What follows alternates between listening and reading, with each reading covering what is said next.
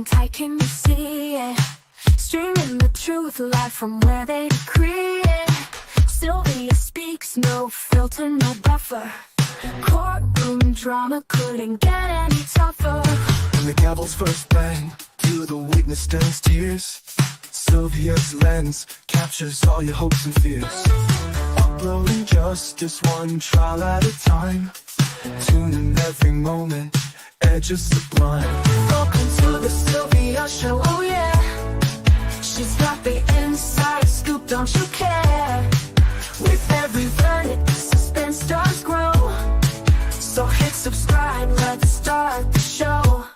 Welcome to the Sylvia Show, oh yeah. She's got the inside scoop, don't you care? With every verdict, the suspense does grow. So hit subscribe, let's start the show. Faces turn stories, the courtroom can't hide. Sylvia's insights cut through the divide. From jury talks to the lawyer's secret. In Sylvia's world, you know you'll need it. Behind the scenes where whispers are loud, her lens reveals the truth in the crowd. Courtroom secrets laid bare to see. Stay curious, make Sylvia spree. Every objection, every sharp retort, Sylvia's there to give you the report. Exclusive footage no one else can snag. From catchy headlines straight to the tag. Welcome to the Sylvia Show, oh yeah. She's got the inside scoop, don't you care? With every verdict, the suspense does grow. So hit subscribe, let's start the show. Welcome to the Sylvia Show, oh yeah. She's got the inside scoop, don't you care? With every verdict, the suspense does grow. So hit subscribe, let's start the show. Faces tell. Hey everybody, it is me, Sylvia. I am back. I am back with another live. I decided to come back to give you guys some up-to-date stuff with regard to the okay, I have my uniform on. Don't talk about me. Don't you dare talk about me, okay? Don't you dare talk about me. All right? I just came back from work, okay? Don't talk about me. And don't anybody, but you know what? Let me change my hat. Hold on a second. Hold on. Let me change my hat, put my other hat on.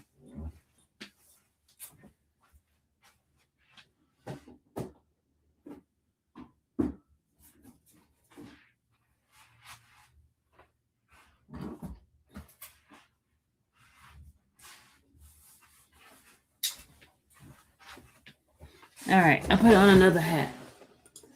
Much better, right? Is that better? So you guys don't be trying to figure out why she got on a Domino's hat. Because I was at work. Hey, Louis.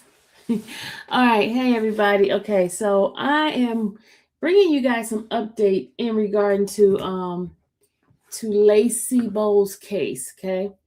You know, on the 2nd of June, I went to the hearing, or they had a motion hearing, and the judge did come out with the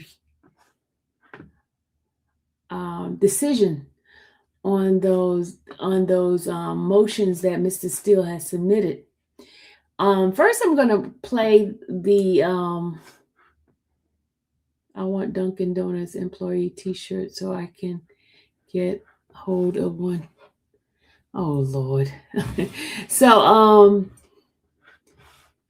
as I was saying, you guys always like to distract me. Why? I know I get distracted really easily.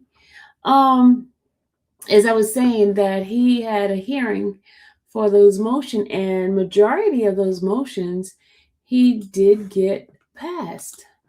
He got approved for those. Let me go ahead on and bring you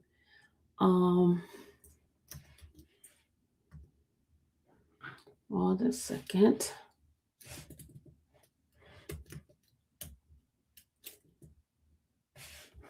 All right, hold on a second. Let me just, I have it in my bookmarker. Hold on.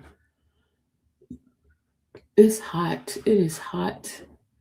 It is hot outside. It was like 100 degrees out there at one point, and I can feel it. I can really feel it. Excuse me, y'all. Let me go ahead and pull this up for you guys. Paulding County.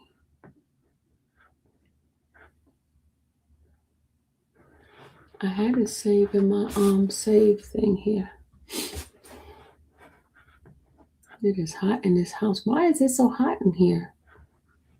I'm surprised Dallas didn't put on the air, because she normally push it up a little bit while I'm not here. And today it's hot in here. She didn't pull it up. That is so not like her.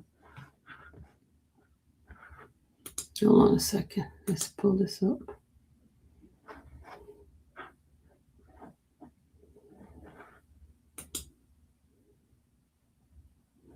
Okay, here we go.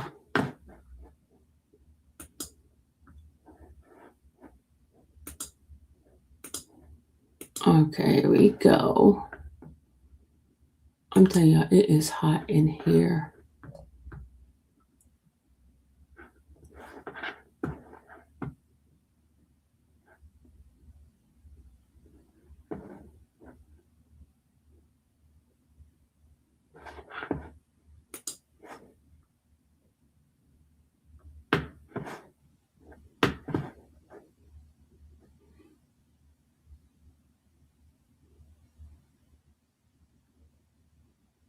Oh, there's a motion. There's a rule Nisi. The state of Georgia having held a motion to quash subpoena issued to Georgia Bureau of Investigating Medical Examiner Keith Lehman, MD, in a brief in support of the same in the action above referenced. Let defendant appear and show cause. If any, she shall have before the judge presiding in Paulding County. So I guess the medical examiner, they want to quash. I don't know what that's all about. Okay, let's let me go ahead and pull up what I was coming to bring you guys.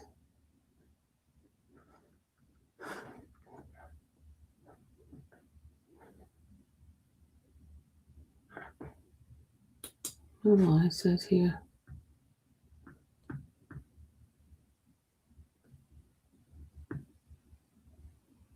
It is the district attorney that did this motion. All right, we're going to read this. We're going to read this so we can see what's going on in this one here. These are motions. We're just going to go over some of the motions that was submitted in this case. Let's go ahead on and read this here.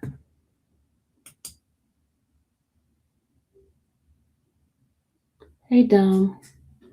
Toby, it's been hot early this spring here in South Cal.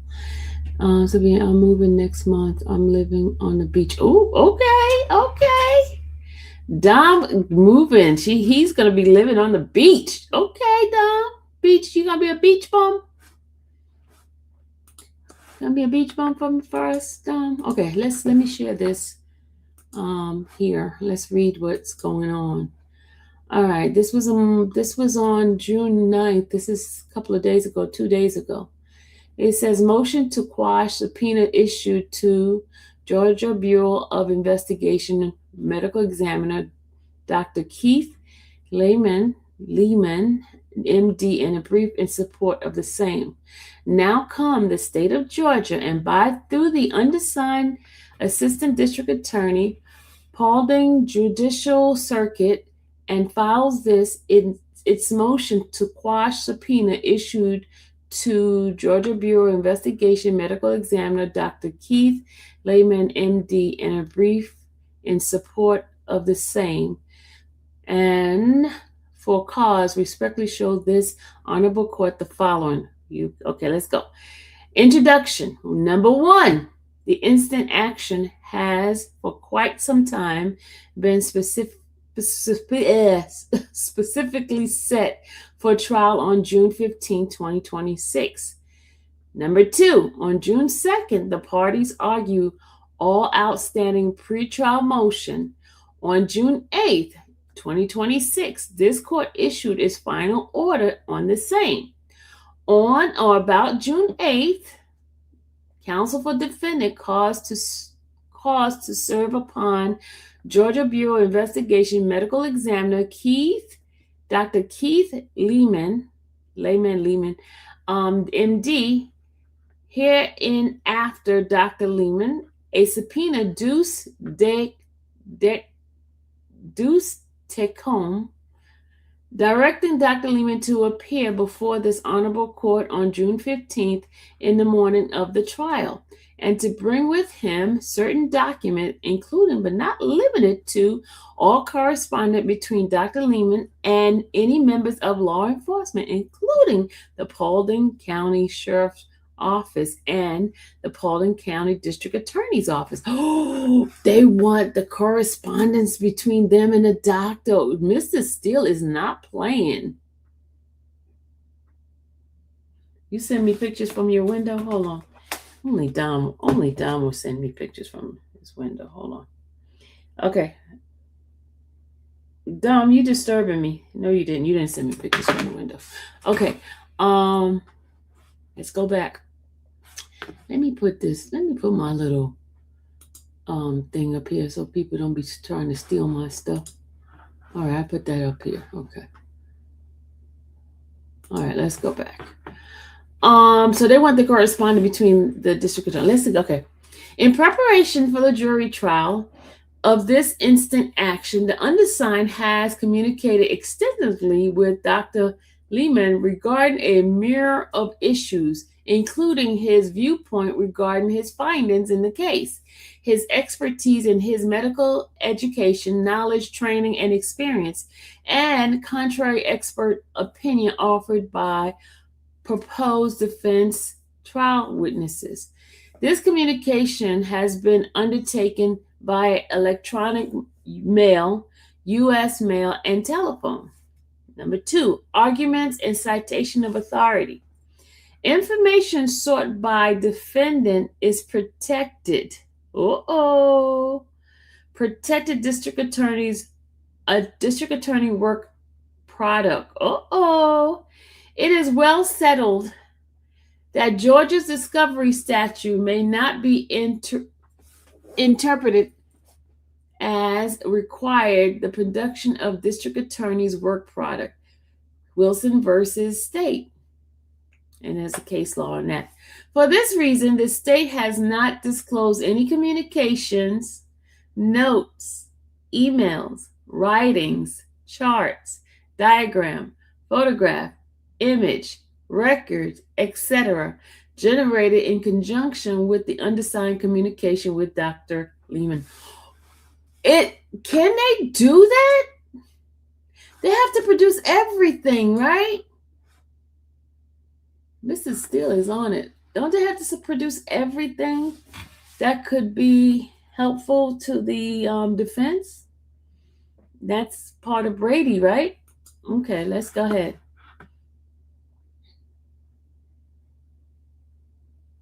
All right. Defendant's service of subpoena deuce tecum upon Dr. Lehman is but a thinly veiled, purposeful attempt to gain access to legally protected work product made in anticipation of trial. What defendant cannot accomplish to the typical discovery process, she is attempting to accomplish through the subpoena process. The undersigned, who will conduct the direct examination of Dr. Lehman at trial, has provided to Dr. Lehman via email various questions anticipated to be asked of the witness at trial. Further, the undersigned has discussed with Dr. Lehman the contrary findings of privately retained expert witnesses, each of whom the undersigned expect to testify at trial on defendant's behalf. The undersigned has offered advice regarding potential cross-examination question for Dr. Lehman. These are but few examples of many sensitive communication and the undersigned has had with Dr. Lehman via email. This is clearly discoverable attorney work product not subject to the criminal discovery process. And that process cannot be circumvented by the service of a subpoena duce tecum. For this reason, the said subpoena should be quashed. B. Defendant subpoena is overly broad, overly burdensome, and so tardy as it makes compliance unreasonable. As this court is aware, the events given rise to the instant action occurred on December 22nd, 2019. Now, approximately 6.5 years ago, Dr. Lehman was served with the subpoena at issue on or about June 8, 2026. Number 8, since his initial involvement with the examination of the death of the descendant in the instant action, beginning in approximately January 2020, Dr. Lehman has been in contact with various members of the Paulding County Sheriff's Office through several administrations, no less than 3 elected district attorney and 1 acting district attorney, and countless assistant district attorneys. For defendant to first notify Dr. Lehman now, more than 5 years after the return of the indictment in the instant action of defendant's desire to collect their requested information, is less than a week, reflects an unreasonable and inexcusable delay, which served to place upon Dr. Lehman an unreasonable imposition. Neither Dr. Lehman nor his meager staff is capable of mounting the exhaustive search for any and all correspondence between Dr. Lehman and any members of law enforcement, including the Paulding County Sheriff's Office and the Paulding County District Attorney's Office. And to deliver such search results to defendant is less than a week. Again, defendant's actions are made more egregious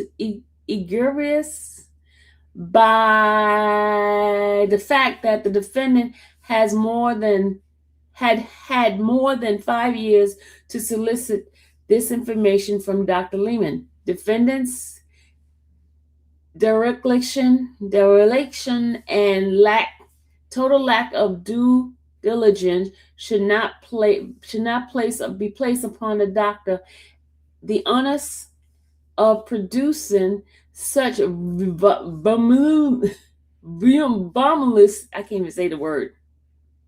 voluminous information in such a short period of time, and the said subpoena should be quashed.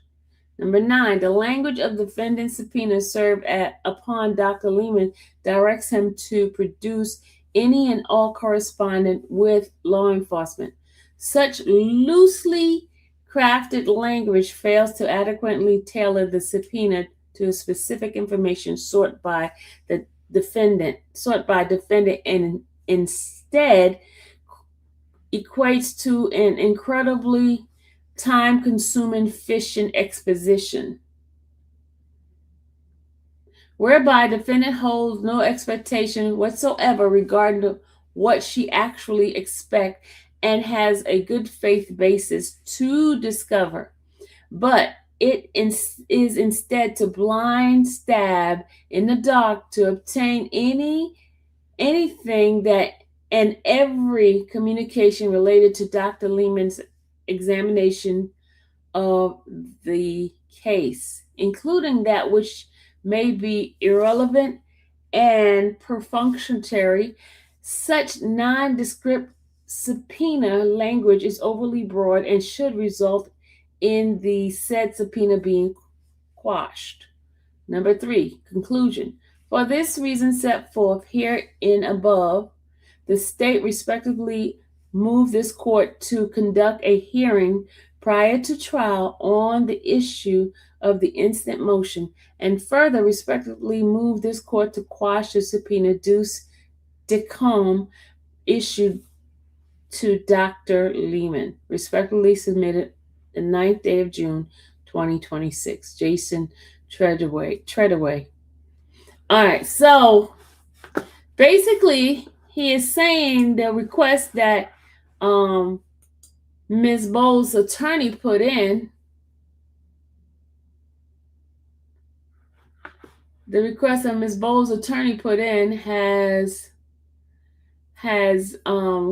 going to cause so much on them. You said you went to school with her? Jennifer, you went to school with Lacy?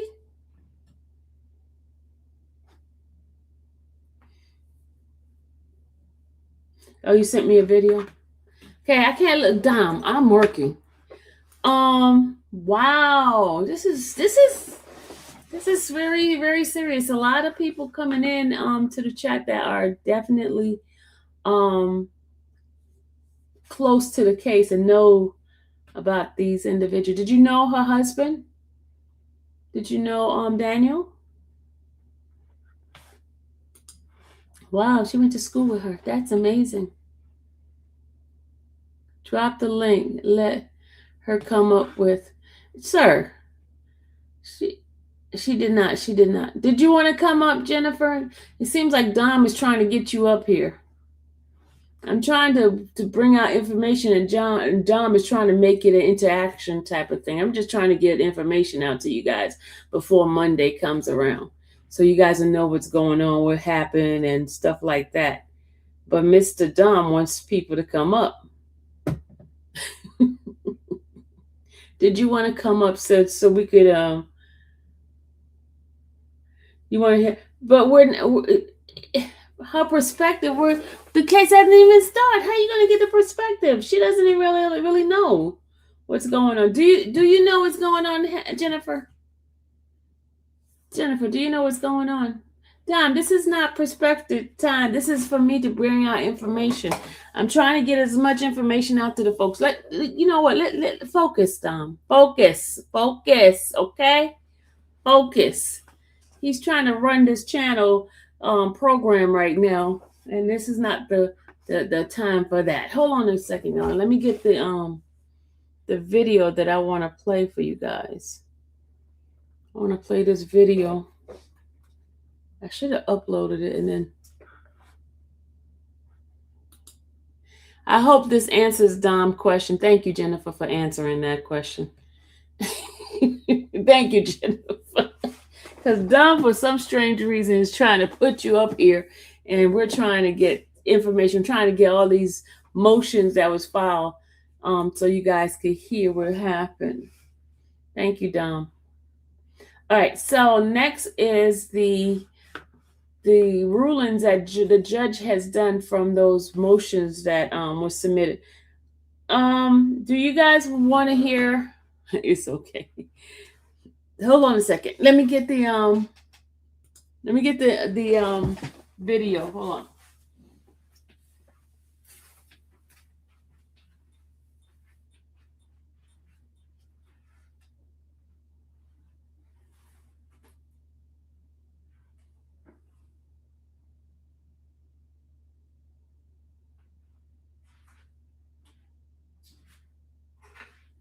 All right, I have the video, so you guys can hear the hearing on Mr. Steele arguing the case. Hold on a second. I have right here. Hold on a second. I had to remove my stuff from it for a second.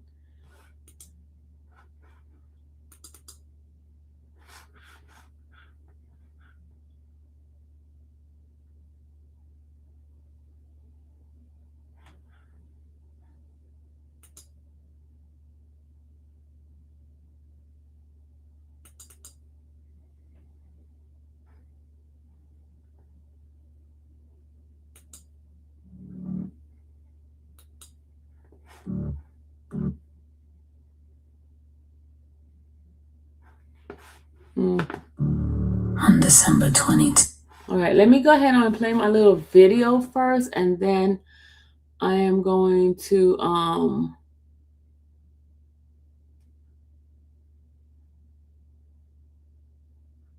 on a second. Let me see this.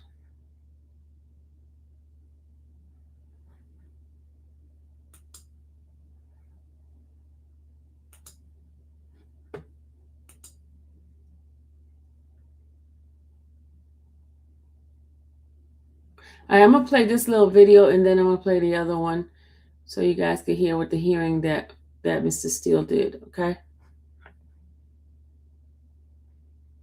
All right, let me play my little intro.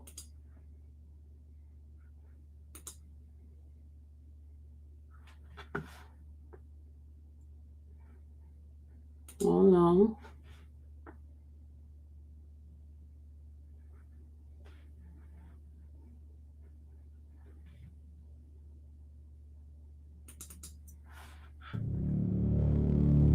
On December 22, 2019, deputies from the Paulding County Sheriff's Office responded to a reported suicide at a home on Braymill Court in Dallas, Georgia. They discovered 36-year-old Daniel Lee Ackers dead from a gunshot wound to the head. His wife, Lacy Boles, reported the incident as a suicide. Detectives immediately noted inconsistencies between Boles' account and the physical evidence at the scene. Following a delayed autopsy report from the Georgia Bureau of Investigation, GBI, officials determined that the gunshot wound was not self-inflicted and classified the death as a homicide. Detectives immediately noted inconsistencies between Boles' account and the physical evidence at the scene. Following a delayed autopsy report from the Georgia Bureau of Investigation, GBI, officials determined that the gunshot wound was not self-inflicted and classified the death as a homicide. On May 29, 2020, Boles was arrested and charged with the following felonies: malice murder, felony murder, 2 counts, aggravated assault, false statements, tampering with evidence. Boles was initially released from the Paulding County Jail on a $100,000 bond, which remains a focal point of ongoing community protest and legal scrutiny. The case remains in the Georgia judicial system.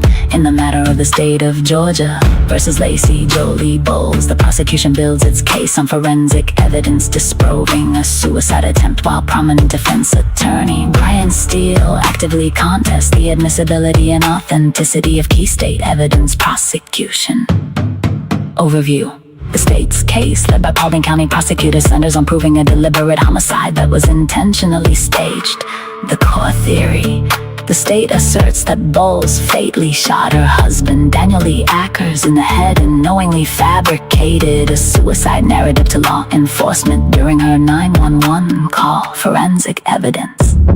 The prosecution relies heavily on the Georgia Bureau of Investigation medical examiner's report, which explicitly concluded that the trajectory and nature of the gunshot wound were not self-inflicted.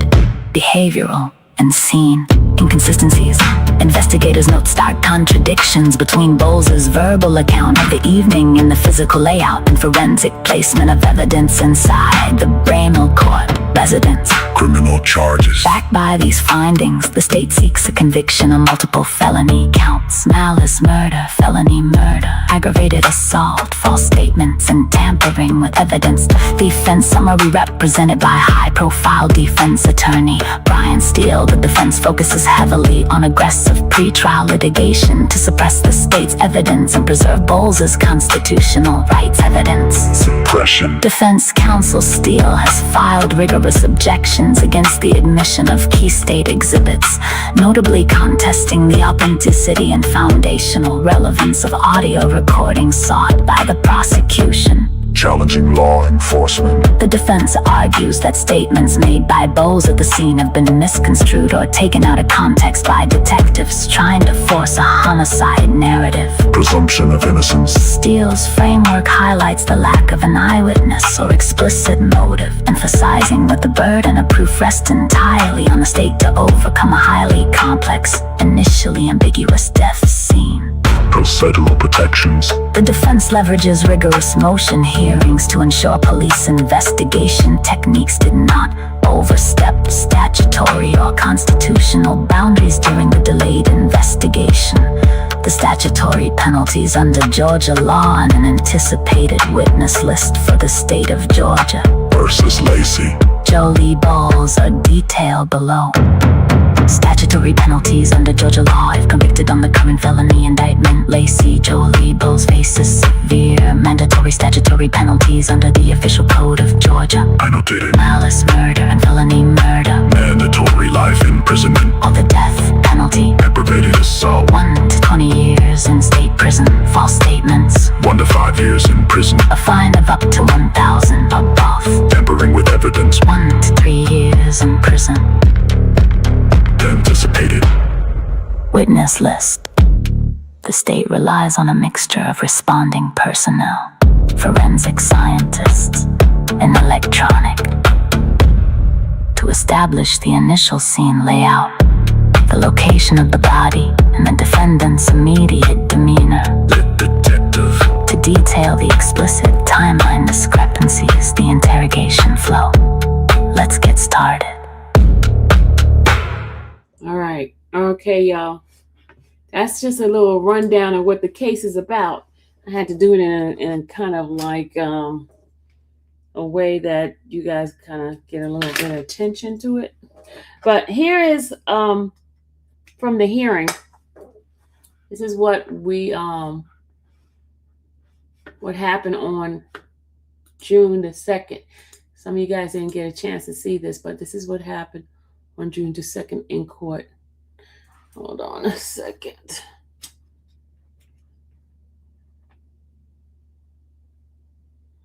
All right, here we go.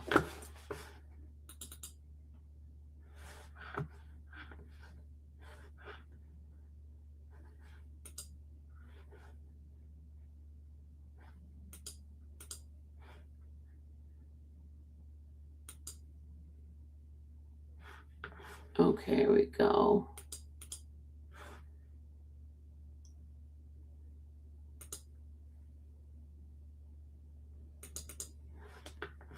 Yesterday afternoon, it's the first indication we had that anybody was interested in a negotiated plea. Okay, this is the prosecutor is talking about the negotiated plea that they offer her, but she denied the she rejected the plea offer. So listen to the plea offer they offered her, and then listen to Mr. Steele, what he wants to be suppressed. And what we were prepared to offer on a guilty plea is to reduce it to voluntary manslaughter. And So they want to reduce it to mandatory manslaughter, voluntary manslaughter. That's what they were going to reduce it to, and how much time we're offering her. You're going to hear it. Be a sentence of 20 years with 12 years to serve, but we might be agreeable to go to 10 years to serve at the. Okay, so this is what they offered her. They offered her on voluntary manslaughter, 20 years. That's the max, right? And to serve 12 years. And because she has already been, she hasn't been in jail, so she would have to serve the full 10 amount. I guess it's whatever the state law. She would be eligible for parole after serving, I think 35% or 40. It might be 50%. I'm not too sure how much time she would need to serve in order to be eligible for parole. But that's the offer. They was offering her 20 to serve 12, but she's going to reject it. You're going to hear her attorney says so. Very lowest of the offer, and I just want to put that on the record. Is that right, Mr. Steele or Mr. later. Yes, sir. Thank you so much. That is correct, Judge. If this is the nature of the lateral trial hearing, I have conveyed that offer to Ms. Boles, and Ms. Boles has rejected the offer. All right, thank you. I think it's incumbent as part of the Fry hearing to place the maximum possible exposure on the record. Count one, house murder. Defendant faces the maximum. Okay, so now the other district attorney is giving how much exposure she has if she is found guilty, and he's going to give how much she's looking towards as time that would be the possible sentencing time that she is exposed to. Possible exposure of life without parole in Georgia Life without parole, she's looking at. prison system. Felony murder, the same, life without parole. For the felony murder, it's going to be life without parole. So there's 2 life without parole. 3 aggravated assault, 20 years is the maximum statutory So 20 years for aggravated assault, right? punishment. So the defendant's total exposure in the case is 2 life without paroles, assuming no merger, and plus 20 years consecutive, assuming no merger. Thank you. And So I'd ask she's you- looking at 2 life and 2 20 years, which is 40 years, right? If there's no merger, if there's no when they do it not consecutive, but what is the other word? Not consecutive. What's the other word that they use? Consecutive is, what's the other word? Whatever. Yeah, I know what's the other word. But okay, let's finish. If the defense counsel concurs with that. Concurrent, Again, sorry. we've conveyed If it's not concurrent is when they merge it together. But when it's consecutive, it's got to be once you finish 20 years, you got to do another one. Thank you. that potential to our client, Ms. Boles, and knowing all that, and knowing the state's offer, again, she's rejecting the offer. All right, thank you for that. So that's her right there, sitting right there. That's her. She looks totally different from when she was arrested the first time. Her hair has grown. She looked like she got a little thinner. So, but that's her sitting right next to her attorney. I'd like to address. Judge, I'd like to address a motion that was filed by the defendants, and the first thing I'd really like to address. Okay. In this motion, the DA is talking about a motion that Mr. Steele filed in regard to having certain things suppressed. And he's basically saying that Mr. Steele, the judge already decided on this particular motion already, and he's coming back really like trying to get another bite at the apple when the time frame has already passed. So Mr. Steele is going to argue that it was his mistake, and he want to perfect basically the record. And but I'll just play it. I'm gonna shut up. I'm gonna play it so you guys could just listen to everything. Okay. If I don't understand anything, just let me know and I'll explain it to you guys. Because I was at the courthouse when they said it. Yeah, she does look different. I mean, in her face, she looked different, totally different. It seemed like, it is 6 years ago, right? More than 6, right? Yeah, 6 years, 6 or 7 years. Best in order to possibly save time on the motion is I don't believe the defense should be able to present the motion and go forward on it. The defense filed a motion on November 8th of 2021. The defense filed a motion that was styled Jackson Ditto, motion for Jackson Ditto hearing. Your Honor will remember it's been a while, but in January of 2025, this court conducted a hearing in open court with both the defendant, her counsel, and the state having the opportunity to be present in open court on the Jackson Ditto hearing. Many witnesses actually testified under oath at that hearing about the defendant's voluntary interview or interviews that she gave with law enforcement after her, both before and after, immediately prior to her arrest. Several witnesses testified about her waiver of her right to remain silent, her being advised of her rights under Loran versus Arizona prior to the interviews commencing. There were many witnesses, just a lot of witnesses, half a dozen probably, that came before the court in January of 2025 and gave testimony about her voluntariness and her willingness to give police interviews in this case. There will be evidence in the case starting June 15th. We anticipate those interviews to be admitted into evidence. The court issued an order after a hearing in open court on the merits of that motion. The court issued an order, and that order is dated January 21st, 2025. The court styled the order on pretrial motions. And the court rules as follows. Jackson versus Deno motion, the court finds defendant's statements at issue were not custodial and or were made after being properly informed of her rights and waiving the right to remain silent. So that was the order of the court in January of 2025. And then suddenly, just before the motion's deadline in this case, the defense filed another motion on April 29th, 2026. So right before the deadline for motions, the defense filed a motion styled motion to exclude all statements made by Ms. Boles to law enforcement on or about March 5th, 2020. So this motion that was filed on April 29th is concerning the exact same subject matter that was argued before the court in January of 2025. And I asked the court to deny the defense's ability to relitigate this issue under res judicata. And specifically, I cite the court to Cooper versus State, 306 Georgia 164, 2019 decision that reads as follows in pertinent part. It is well settled that the Georgia doctrine of res judicata precludes the relitigation of claims where the cause of action of the parties or their privies are identical, and the claim was previously adjudicated on the merits by a court of competent jurisdiction. So it is a mystery to me how you can go forward in open court with a hearing, a contested hearing with witnesses on Jackson Deno, lose, and then come back with a motion to exclude statements. It's very important to note that this is not a situation for the court's information where discovery was provided after that Jackson Deno, where discovery by the state was supplemented after that Jackson Deno, something new was discovered or turned over to the defense, and that gave rise to this motion. It's not that kind of situation. Full discovery, or almost full discovery, there were some small supplements, but certainly the video that is at issue in this motion by the defense was turned over to the defense well prior to the argument of the Jackson Deno. So I would ask Your Honor to rule that this can't be argued again and litigated again. We have people come in and testify under oath. They were subject to cross-examination, and this should not just be able to be argued and litigated again. It's been decided.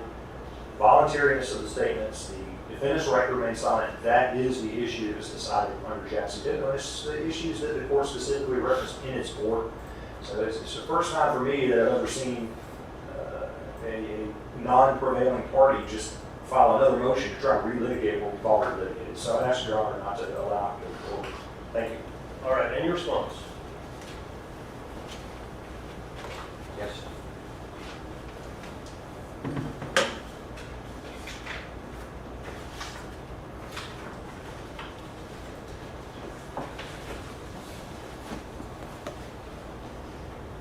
Good afternoon, Your Honor. Hey, afternoon. I'm Brian Steele, along with the Honorable Raymond Lau. We represent Ms. Boles, who's in your court. Welcome. I appreciate the district attorney's statements. So what's going to happen is I missed it. So during a March 5th, 2020 interview of Ms. Boles, she specifically said this was not raised to our report. It's on recording. It's at 28:40 on third recording part 2. I have it here. I'd like to put it into the record. And I'm quoting Ms. Boles is being interrogated by the officer. And states, and I'm quoting Your Honor, I am done talking about it. Excuse me. The officer first states, are you sure there isn't anything you want to tell me? Question mark. Ms. Boles says, no, sir.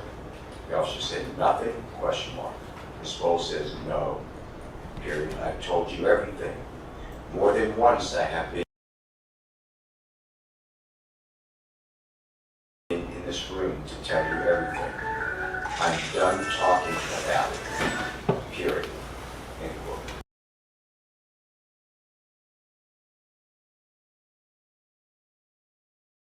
That was her father's phone going off. That's why she turned around and looked to the back. Her dad's phone was going off in the courtroom. The officer then says, "This is the first time you've talked to me about it." And Ms. Boles says, "You're right. I'm sorry, sir. No, I told you everything." The officer then leaves the room. And Ms. Boles is in the room by herself. She asks permission to use the bathroom. She's actually, before that, Your Honor, Ms. Boles says, "Can I leave?" The officer says, "No." Leaves her room. Ms. Boles is in there for another several minutes. Ms. Boles then asks, "Can I use the restroom?" Through the closed door. She's allowed to go to the restroom. And then law enforcement officers at 4250, it's now new Detective Hill, Hill. He comes into the room and he tells Ms.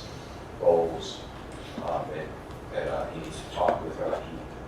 He reinitiates the communication. It's not done by Ms. Boles.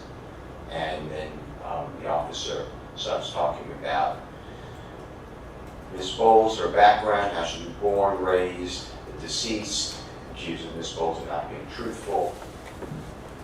Your Honor, I don't see res judicata having to bar this. A Jackson Dano hearing can be reviewed anytime. And if it's anything, it is totally deficient performance. I have no strategic reason not to raise this in this honorable court. You did not hear this. If I'm wrong, please correct me with the transcript, but you did not hear this part. I am not coming after the court. We did it on a different matter, that she was in custody, had a lawyer. Your Honor, the court found it different. This is during the interrogation of what I just said. I'd like to play it into the record. It's very short. And then have the court rule on whether you're going to hear it. But if you are going to hear it, I think there is an unequivocal statement that she is no longer interviewing with law enforcement, and she's clearly in custody because she asked her to leave and she's told no. That was the May 2020 interview? No. March 5, 2020, at specifically, it's Division 3, Part 2, starts at 28 minutes, 40 seconds.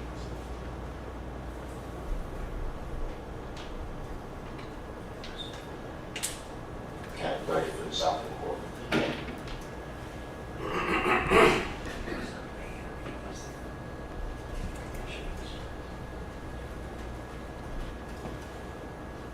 This is, and if the state needs to see it, we could use their equipment, whatever they want, but I believe that they're aware of speaking with them.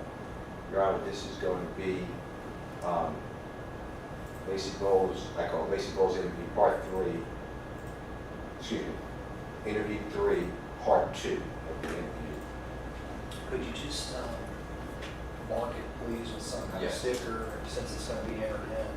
We have no objection to this being entered in as evidence as part of the issue of whether or not the court is going to allow this to be further argued. And then if the court allows it to be further argued, we may enter in the state's version of the entirety of the video or whatever. But because it's being played, I'd ask that it be entered as Defense Exhibit 1, for example. I'm marking number 1, and if the court reporter would like a thumb drive, whatever the court reporter wants to memorialize it.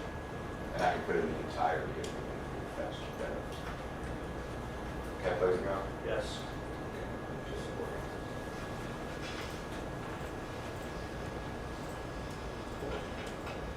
It's audio, video, Your Honor. You want to see it? And I'm starting at 28:40. And this is in the, what I'll call interrogation. It's 28:36.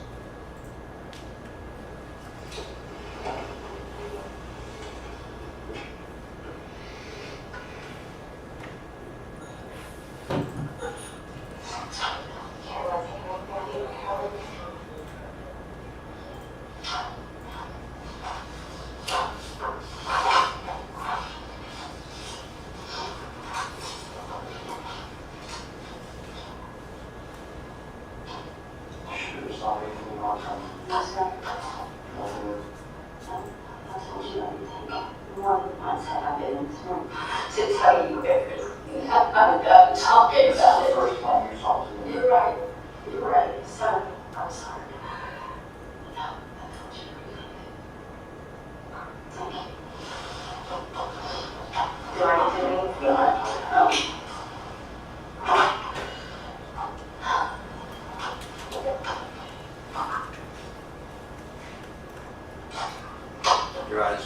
Boles asked, do I get to leave? It's right before 29 minutes, it's now 29:41.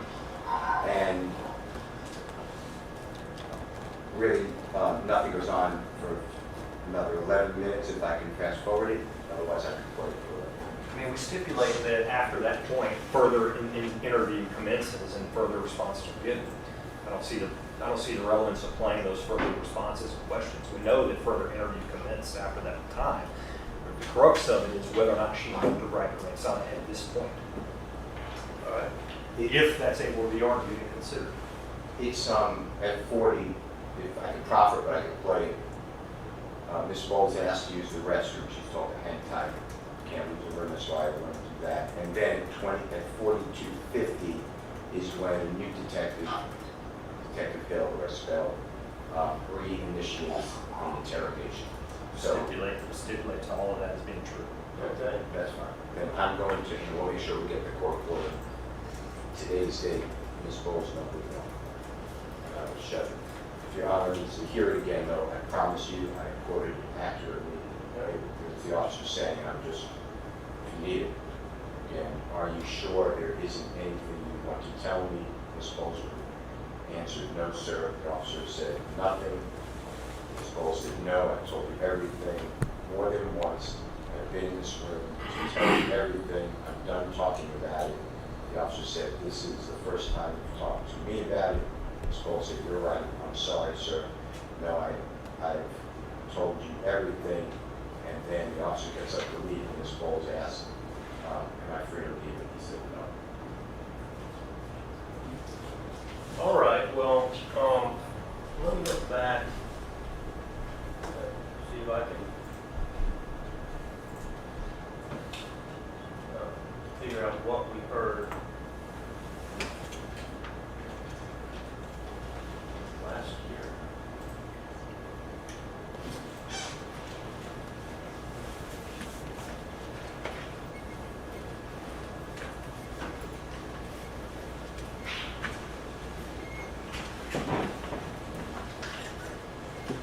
I'm looking at a motion for a Jackson Dano hearing.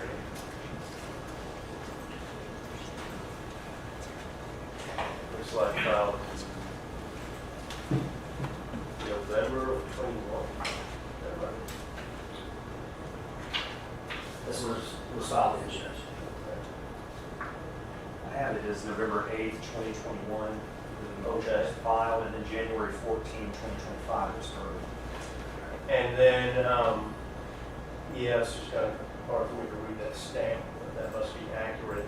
And in paragraph 1, the defendant alleges in this motion she was interrogated by the law enforcement on several occasions, and multiple dates are listed, and one is March 5, 2020. And so we had a hearing, and I issued an order. And so it does seem to me like we've already had that hearing. I've already made a rule.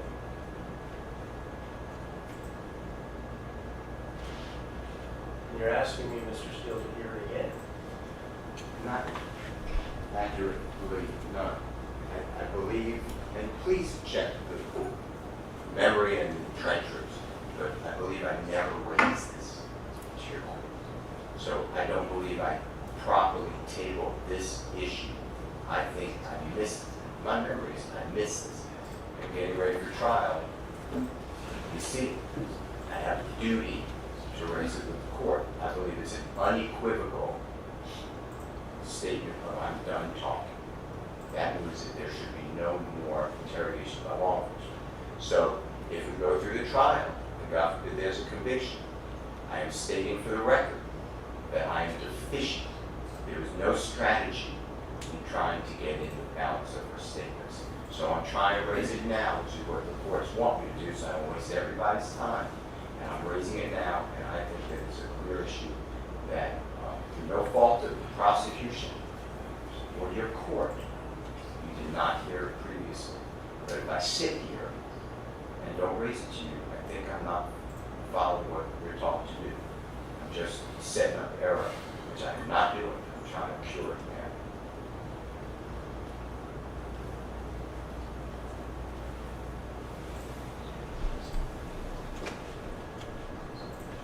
right, well, the state is opposed to opening this issue up again in any way. Can we have 5 minutes? Sure. In light of Mr. Steele's deficient performance monologue. Sure. I'll step down and y'all let me know when you're ready, okay?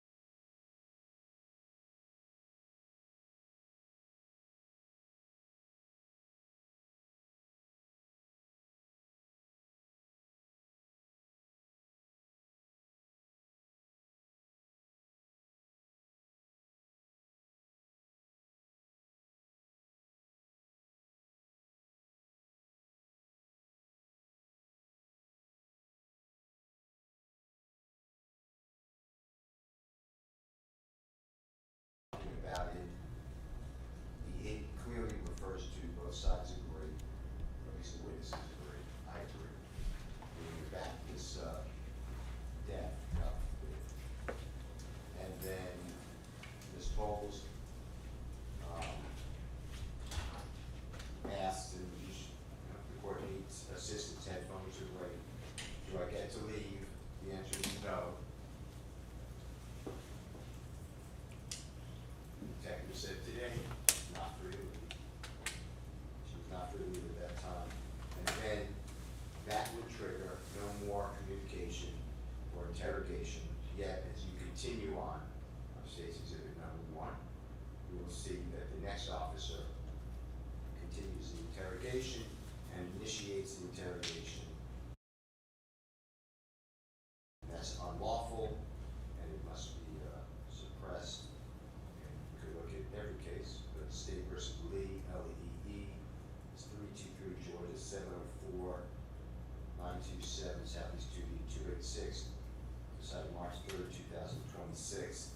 It's consistent, the courts are consistent. This is de novo review by the court. No one's saying anything happened outside of the audio video. No one said the audio video did not work. So, no argument, but I believe it's an unequivocal request to stop the interview. She's in custody. She has to leave. She's told no. And then law enforcement re-engages the interview. So everything after the, I'm done talking about it, area, should not be put. All right, 323 Georgia 704, right? There's several cases, but that's one, yes. It's Okay. just basic black letter law. I understand. State argument?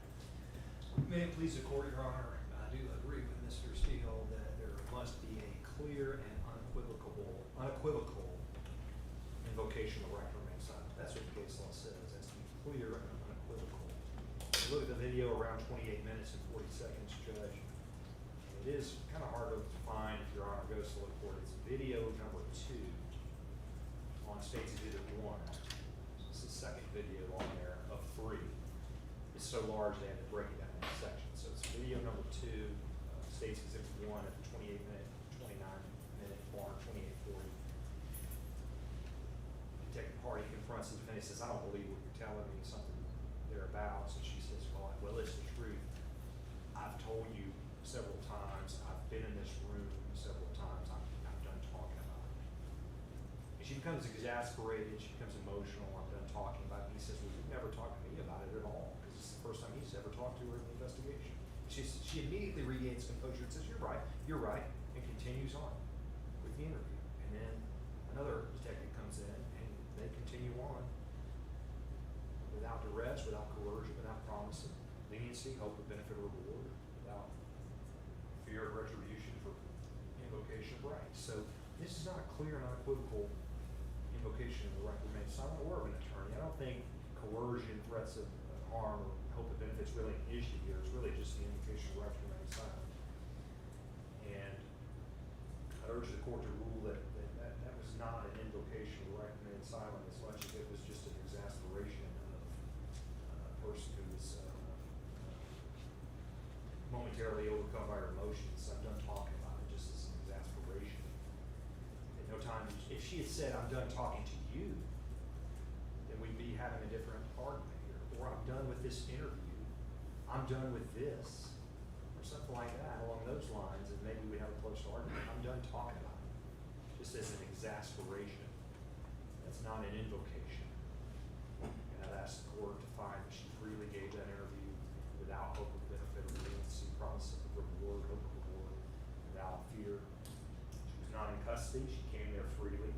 Regarding the statement she made to Detective Hardy, he said, Your Honor, I'll have to decide what she said. And she said, do I need to leave? Because they're all getting up to leave.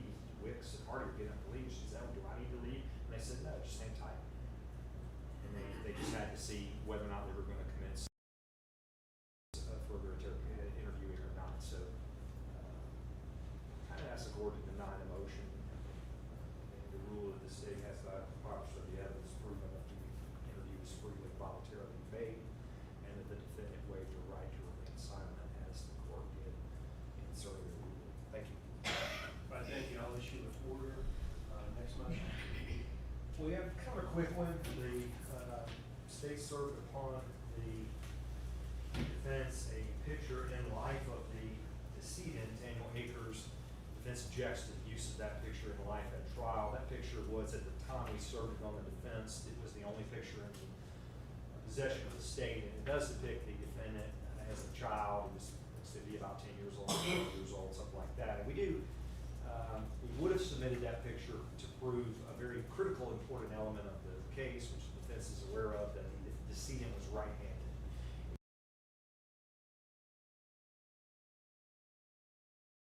It shows the decedent holding a pencil, a pen in his right hand while he's writing on a tablet or a notepad. I do believe that that's likely overly prejudicial because he's a child. It depicts him as a child, depicts him as a youngster. So we have obtained from the family another photograph that we have served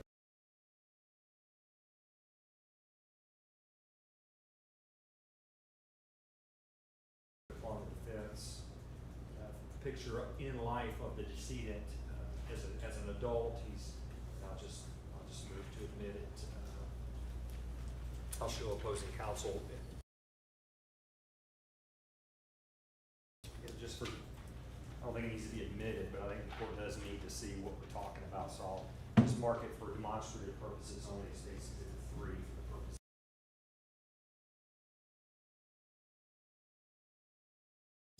I don't know why it keeps stopping. I don't know if it's because it's hot. This is of today. And it's been served on the defense some time ago as supplemental discovery. So I guess what we're doing is we're consenting to. Come on now. It keeps stopping.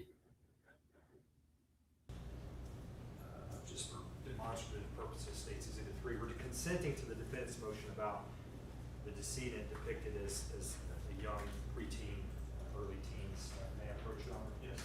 Just ask the court to consider States Exhibit 3. We would seek to admit this photograph as a picture of the decedent in life, but not only to depict him in life, but to depict there's going to be an incredible amount of controversy in this case that surrounds whether or not the defendant was right-handed, left-handed, or ambidextrous. And that picture, state contends, States Exhibit 3 for the purposes of this hearing, that clearly indicates or shows the decedent, who we believe is on the ladder on the right side of that photo before Your Honor, holding a hammer in his right hand. So we would contend that that's a material and essential element of the case on behalf of for the state.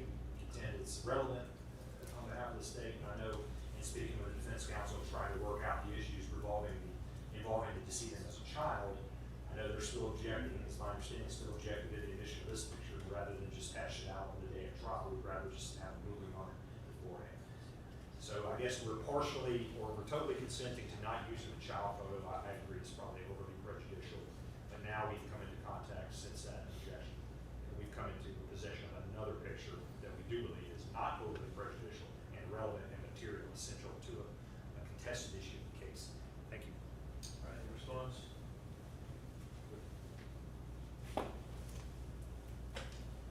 Your Honor, the claim is that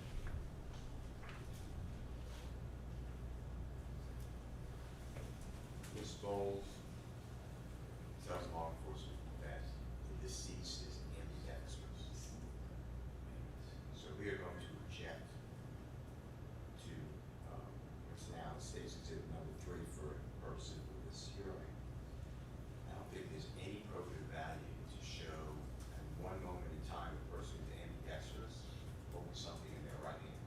It's just another in-life photograph of the deceased. There can be testimony about it, people know what ambidextrous means, and we would oppose the introduction of the photo. Clearly, there will be testimony about it, but I don't believe that if I'm ambidextrous, you can have a photograph of me holding a hammer in my left hand or the right hand. So I don't think that the photograph is needed at all. That is our objection. It's just another photograph of the deceased in life. Oh, there it is again. Does not help the jury. Why is it acting up like this? I tell you. I don't know. Because what does that really prove? One moment in time, the person uses both hands is using their right hand. Okay, let me tell you what this argument is about. This argument is about the state wanted to bring in a picture of Mr. Daniel when he was about 10 years old, and he's holding a pen or pencil in his right hand because the state is saying that he was right hand, but his wife is saying that he was ambidextrous, meaning he could use both hands. He could use the left or he could use the right. So he was saying that picture is basically prejudicial because it's showing a little boy, and he was an adult when he was unalive. So there the state did concede to saying yes, that is more prejudicial, that they were not going to put that picture in there. But they have another picture they want to bring in there where he's holding a hammer with his right hand to show that he was right-handed. So Mrs. Still saying that that's still not any helpful, because what you're going to do is you're going to have us to go get pictures of him using the left hand, and that really is basically is voluminous. It's not really necessary to even put that in there, because it's not, because if you're ambidextrous, you can use any hand at any time. Just because he's holding a hammer or pencil with his right hand, that picture, he could have, it doesn't say that, okay, it's a left-handed person or right-handed person, but he's at either side. And I think because of the evidence that they found where the handgun was near his left hand. So they're saying that he's not left-handed, so therefore it's not possible for him to unalive himself with his left hand. Okay? All right, so let me go ahead and play. I was trying to see if this thing will play now. The probative value is very, very scant. Why is it prejudicial? Number 4, the court has to ask, well, who cares? So you have a picture. The problem with it is, it's going to trigger us to get pictures. Same thing. Those pictures then could be trumped by other pictures. So, to me, there's no basis to introduce that photograph. I will say this. The original photograph was prejudicial, more prejudicial. It's why are we putting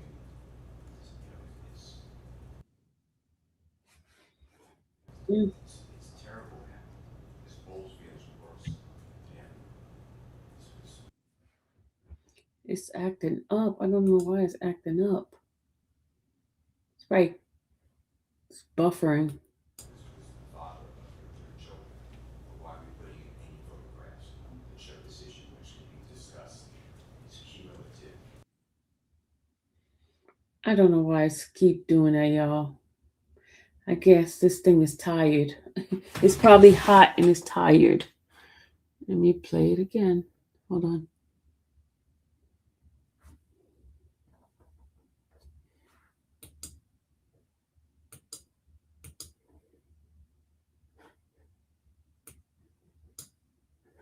Hold on, that thing.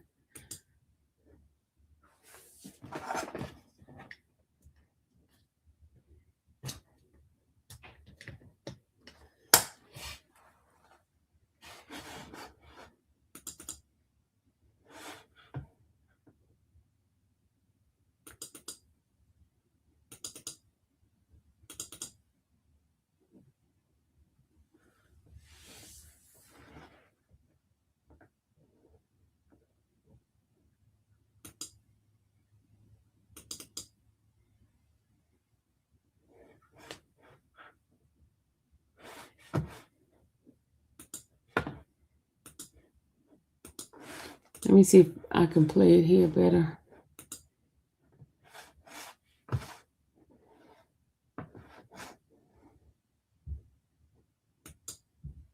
I'm going to stop it from here and play it on the other thing here. Let's see if we can play it from the screen. Here, if it's not a problem. Let's see.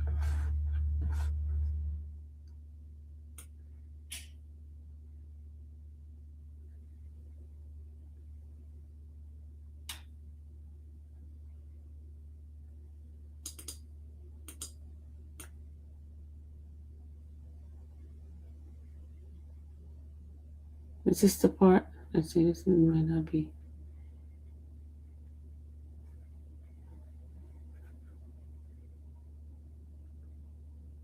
Let's see.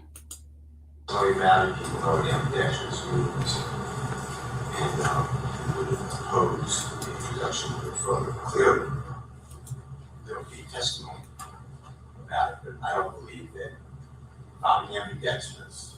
You can have a photograph of me holding a hand in my left hand or the right hand.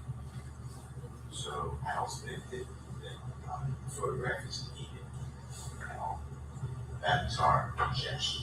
It's just another photograph of the deceased in life, which really does not help the jury. Because what does that really prove? One moment in time, the person uses both hands is using the right hand. So the appropriate value is very, very scant. Why is it prejudicial? Before the court has to ask for who case. So you have a picture. The problem with it is, it's going to trigger us to get pictures. Same thing.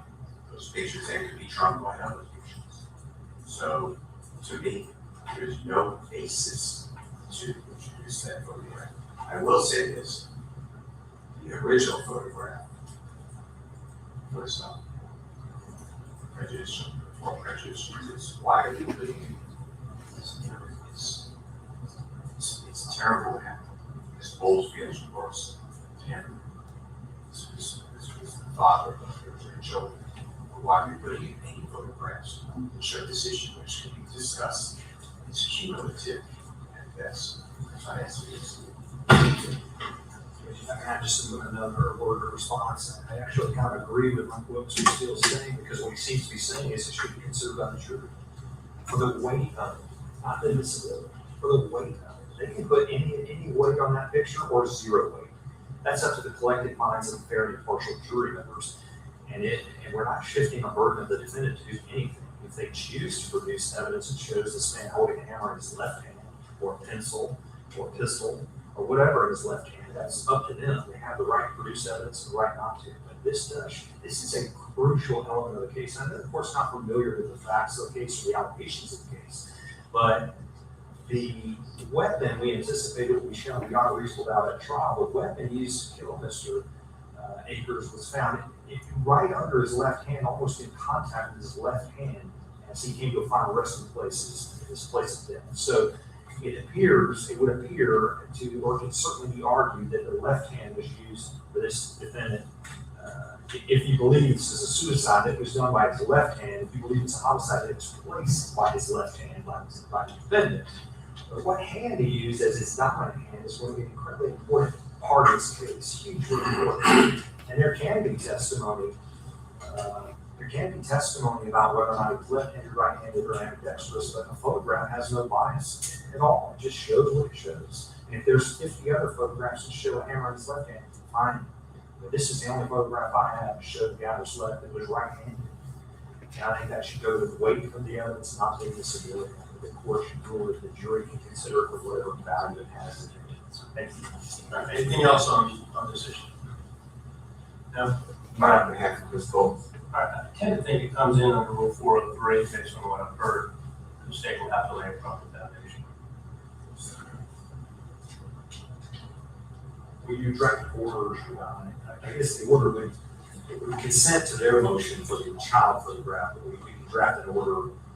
Well, I intend to issue an order on some motions to cover today. Yes, sir. All right.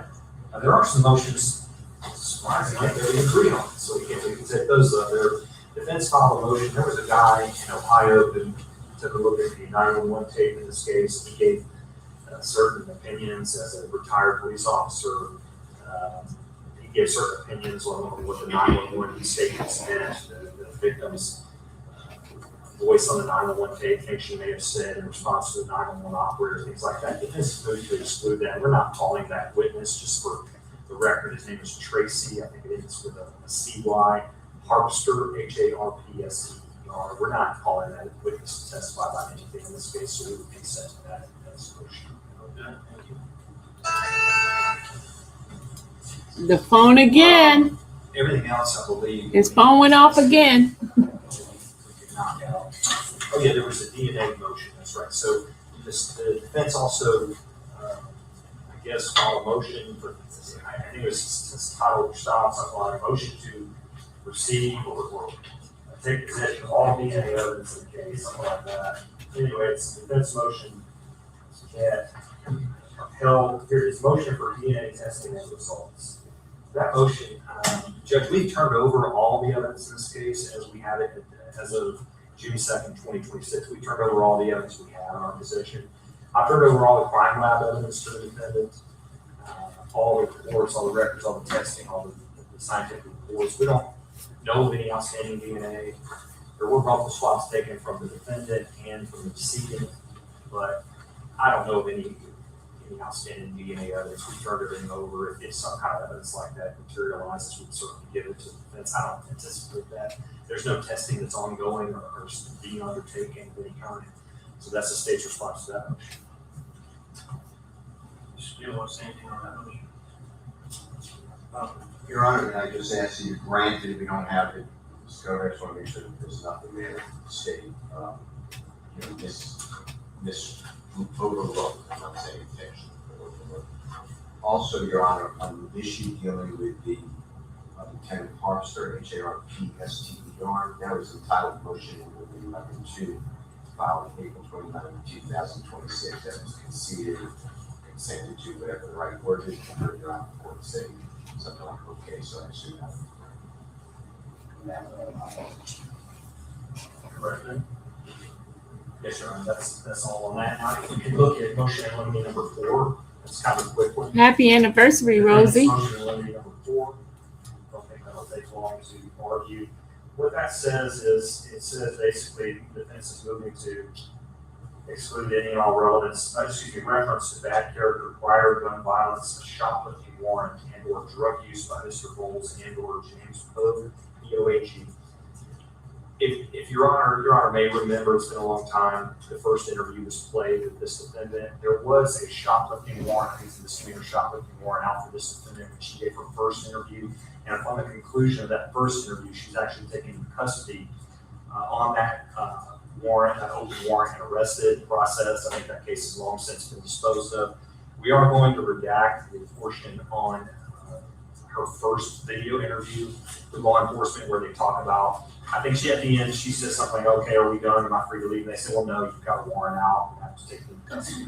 We would redact that. We're not telling the jury that she had a warrant out at that time. Do our best to redact that completely. So that takes really shot with the part. Drug use by Ms. Boles.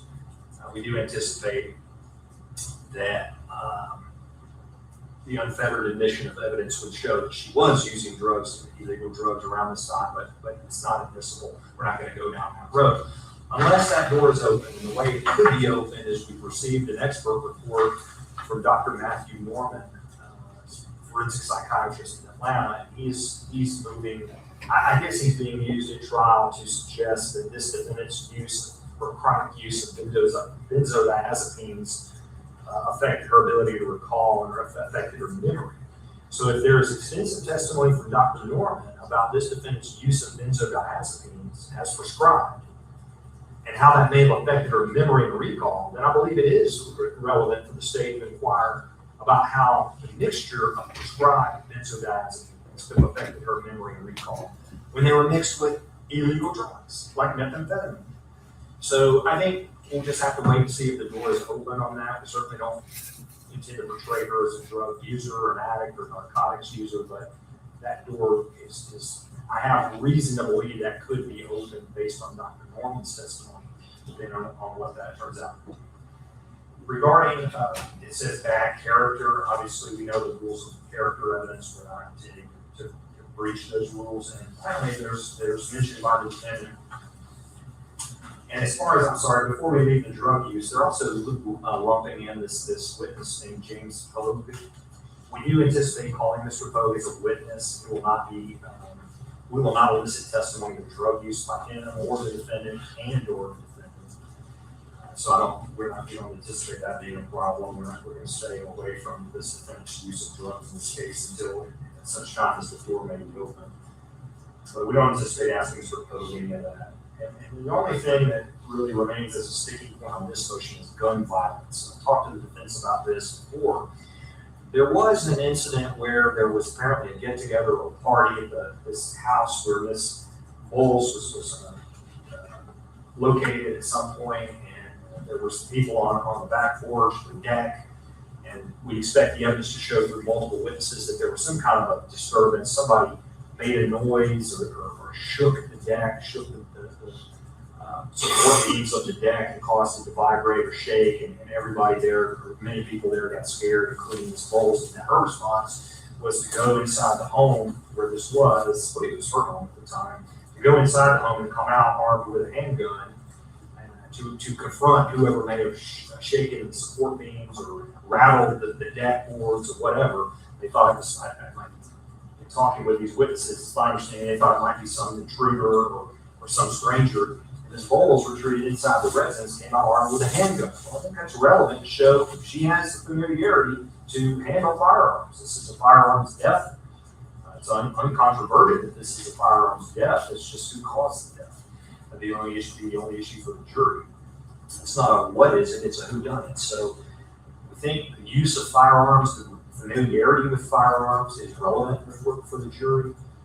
I don't know that this qualifies as gun violence. It's kind of a general term used by the defense. I guess they're moving to eliminate quote unquote gun violence before the jury. That is the only, if I wrapped my brain around what I know about this case, that's the only thing I can even imagine that would come into the realm of gun violence. The gun was not fired by this defendant. It wasn't fired at this supposed intruder. It wasn't pointed at anybody. She wasn't charged. Nothing like that. It's just that she came out armed, ready to apparently confront whoever did this. I think later turned out it was a practical joke by some party goer that was there and tried to scare them. So I think it's not going to paint her in any kind of really bad light, other than she had the familiarity to retrieve the firearm and harm herself. So that'd be the only thing I can say would even approach any of this material on the defense motion. That's limiting number 4. Thank you. All right. Stu, I'm going to ask the court to consider ruling that before the state goes into anything having to do with illegal drug use, Dr. Norman or otherwise that need to approach the side of the court and take it up outside the presence of the jury. No objections. To determine whether that would be appropriate. Everything else, I believe, what the state is saying, they will not introduce any type of character evidence except for this gun. It's my understanding that it's a different time. There's no nexus to this count or count of the indictment. It's a different gun. They're different people. There's different, it's a different home.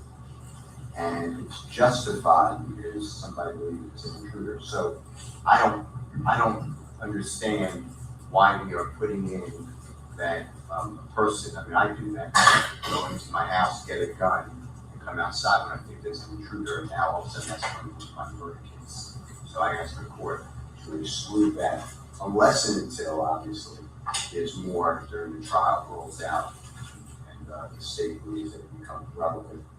At that time, but to open up and say that, by the way, in another occasion, she runs out of the house with a gun. A lot of people do that, and that should not come into our trial. It's unnecessary. Under 403, I think there's no probative value in the 401 or 402. And the way the state is using it, it does sound like character evidence, because otherwise, why are we introducing this fact? No one is to say that Ms. Boles has never claimed that she's did not know that gun was in the house. In fact, it's given to her by her father. It's given to her and deceased. So that's all coming in different. It's a different gun, different time, different situations. I asked the court to exclude everything, unless it's to a court. Here's evidence that comes out. Anything else? Yeah, Judge, thank you. If it please the court, I think that's a good point that Mr. Steele raised. We do anticipate the evidence to show that this gun was used in the death of the decedent. Either way, suicide or homicide, this weapon was the defendant's gun. This was given to her by her father. And again, showing the jury another instance where she came out armed with a handgun or ready to use a handgun, it just goes to show again her familiarity with using handguns. It's not somebody who's never held a gun, doesn't know guns. In fact, it's consistent with what Mr. Steele has done, conceding that this weapon was given to the defendant by her father, her weapon. The incident with the practical joke, we do believe it was a different weapon. I think it could have been the same weapon, but I think one of the party goers described as being black.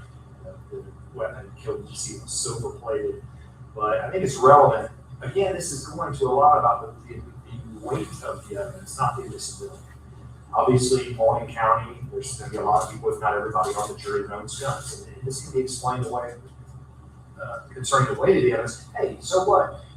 There was an intruder, there was a threat, she came out with a gun. That's what anybody would do. Sure, that's fine. That goes to the weight of the evidence. But the admissibility, that's not what it goes to, because the jury can attach whatever weight they want to the fact that she had familiarity with firearms enough to be the one person off the deck to go in, arm herself, and come out against this supposed threat. That's relevant, and I think it's not overly prejudicial. We're not painting her as some villain who had this gun. We're just painting her as somebody who had familiarity to go arm herself and come out with a handgun. It's not a rifle, it's not a shotgun. It's the same type of weapon that's used to end the life of Daniel Akers, no matter which version you believe. That's the pistol that was used to end his life, the same type of weapon. So I think it's very relevant. I think it's very appropriate, very appropriate.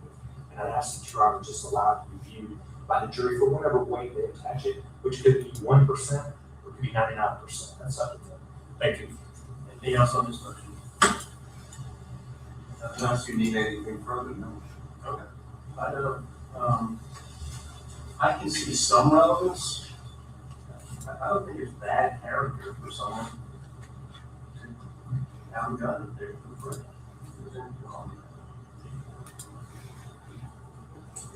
So again, I'm decided what that is. I'll address it in more.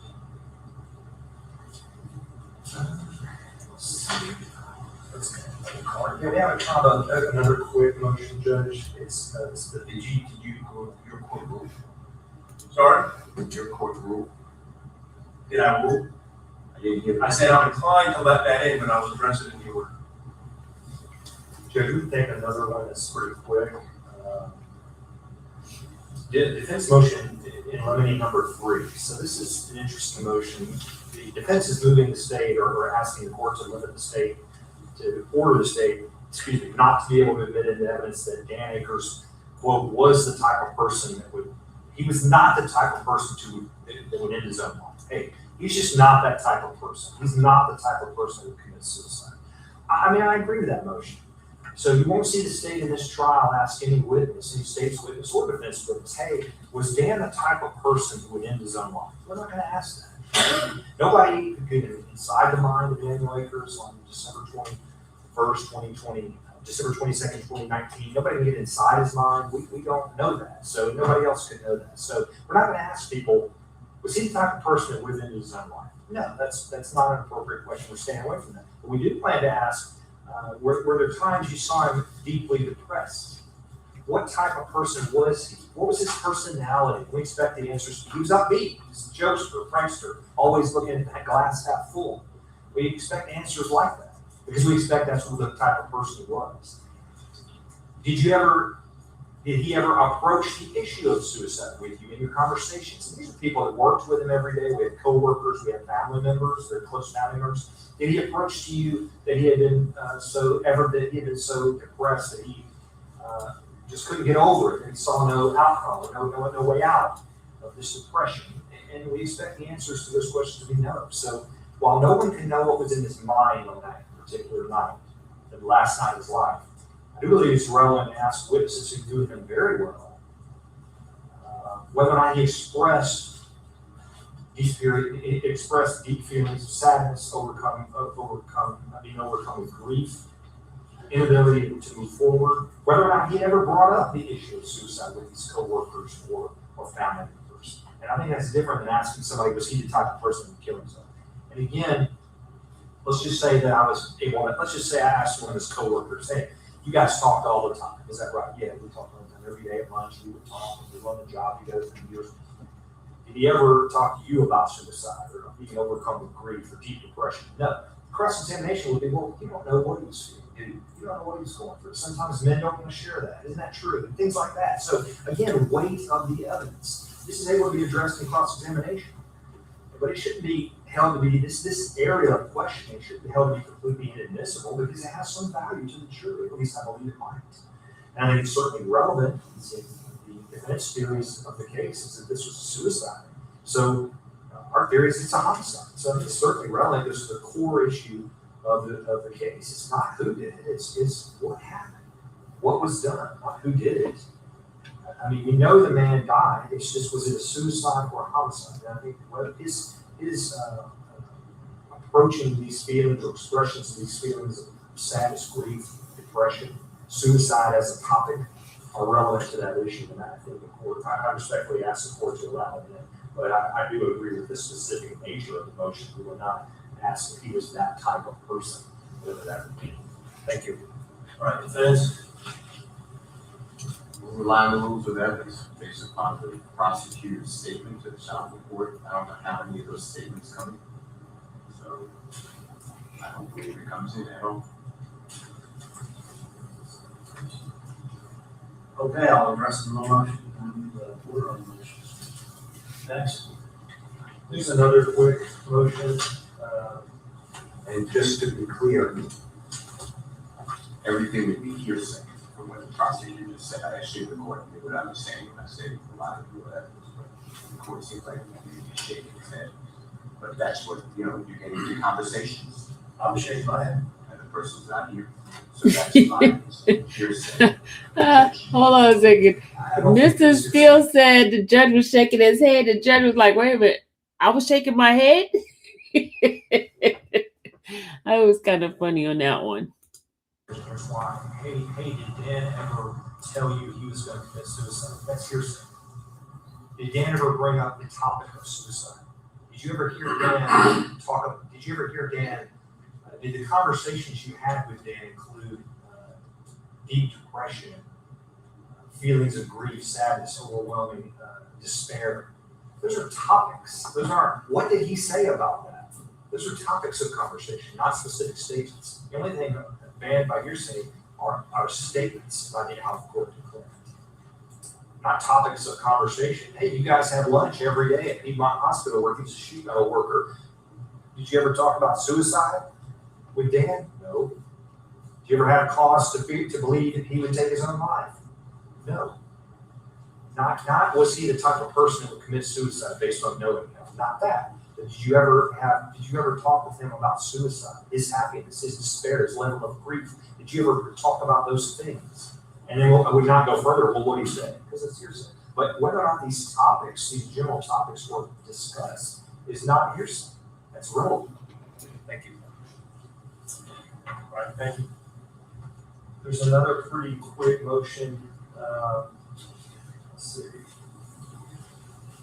All right, so Judge, the defense motion limiting number one, there's some facts in this case that we anticipate being able to show beyond reasonable doubt in trial that after the death of the decedent Daniel Akers, well, let's back up. Before his death, we anticipate evidence showing that two people named Christopher Berg and Amanda Berg sold a car to Daniel Akers on some kind of a payment plan. He was going to pay them every month or whatever it was and pay for this car, and they sold him this car. So after the death of Daniel Akers, this defendant, shortly after the death and funeral of Daniel Akers, this defendant returned the vehicle to Amanda Berg and Chris Berg because now you have the decedent having died. He hasn't made the full payments for the car. And we believe the evidence would show that this defendant arranged to deliver the car personally back to the home of Amanda Berg and Chris Berg. Now, these people were not just used car salesmen. These people were family members of the decedent. This was the decedent's sister, a person he considered his sister to be his sister. There's some complicated family involvement involved in the case. So basically, he considered Amanda Berg to be his sister and her husband. So it was a family sale of this car to Daniel while he was in life.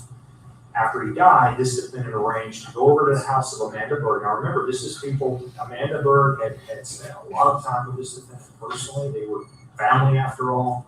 They spent a lot of time together. Chris Berg spent a lot of time with the decedent. He worked with him. So these are very close-knit people, very close-knit family members who spent a lot of time with each other before the death of Daniel Akers. And after the death of Daniel Akers, we believe the evidence would show that this defendant arranged to personally have the car delivered back to the home of Amanda Berg and Chris Berg, and then drove it into the driveway or in front of the home of those two people, Amanda and Chris, and then just left. And left. Car ride, got a ride, took an Uber, took a Lyft, whatever, and then texted Amanda Berg, hey, the car's in your driveway, see. I do have Amanda here to testify. I'm just proffering, but she's here outside, subject to the rule of sequestration, so she can come testify exactly what happened to me here. I'm just proffering, to give you an idea of the nature of the motion. And we are planning, if permitted by this court, to call Amanda to the stand for a number of things, a number of points. But one of them is the very, what I would consider, I would say, very strange interaction of you're very close with these people. Daniel has just died, according to you, he committed suicide for the defendant, according to the defendant, suicide. He's just lost his life. It's a tragedy, as Mr. Steele said earlier. And you return this car to your family members, but you don't say anything. You don't come in. You don't have any interaction with your family members. You just return the car and text them, your car is back in the driveway, see you later. So I think, again, that goes to the weight of the evidence. If the jury draws absolutely no importance from that or no weight to it, they attach no weight to it, fine. But it is relevant. It's relevant to show consciousness of guilt. It's relevant to show the shame of guilt and this defendant's consciousness of guilt. Because the state's argument is that she murdered this man, and now she's in possession of his car. By the way, his car came back sanitized, clean. Every single thing had been removed from it, and it looked like it had been like it was from a vacuum. It had been cleaned. It was, you could eat off it. And it's an old car. This is like a 20-year-old car, a 15-year-old car, and it comes back left in the driveway of Amanda Berg's house, just absolutely polished. Hey, your car's back in the driveway. I mean, that has relevance because it shows consciousness of guilt. This defendant doesn't want to confront her family members when she returned that car. She doesn't want to see face-to-face Amanda Berg and Chris Berg. Why? Because she murdered their brother. And that's the relevance of it. And that's consistent with the state's theory of the case. And it's not overly prejudicial. Again, It can be explained away and cross if that's what the defense chooses to do. They're under no duty to do anything, but they could, if choose to, hey, maybe she's uncomfortable, maybe she's still in mourning and grief, whatever. It deserves to come in before the collective minds of the jury for them to consider it. I think the court can agree it's extremely abnormal behavior. If your brother just committed suicide and his spouse just drops the car off in your driveway and leaves and says nothing, it's very unusual. At least that's what I would hope to show the jury if I'm allowed to do so. So I think that is relevant, and I don't think it's overly prejudicial. I think it's almost a situation it's a weird situation to be in arguing this motion because it's almost like the relevance of it is illustrated by the fact that the defense wants to exclude it. So it almost shows its relevance by the fact that they don't want it in. If it wasn't relevant and it had no bearing on anything, they wouldn't care if it was coming in. They know it's relevant, and they know it's extremely prejudicial, so they want to exclude it. That's why the motion is filed. But I think its probative value is huge. I think the jury's going to think, man, that tells a lot. That says a lot. That speaks volumes. She didn't even. These are her family that she was super close to. Hey, your car's back in the driveway. I'm out. That's relevant, and it's not overly prejudicial. It's very relevant for consciousness of guilt and what she's experiencing at the very time after the stand. Thank you. Mr. Steele. And I'm just straining to see any relevance under 401, 402, 403. The prosecution says consciousness of guilt. I've searched that. I can't find anything close to using consciousness of guilt to return the car and saying it's in the driveway. It's clean. I can't find a case. Consciousness of guilt generally is flat. That's a typical consciousness of guilt. You know there's a warrant, and you flee. You know there's a crime, and you flee. We now are just going, I guess, according to the prosecution, just throw everything in, no type of barrier, and just let the jury decide what this means. I find this to be highly prejudicial. I didn't file a motion because it's relevant. I filed a motion because it's not relevant. I didn't file a motion. I asked the court to grant the motion. All right, well,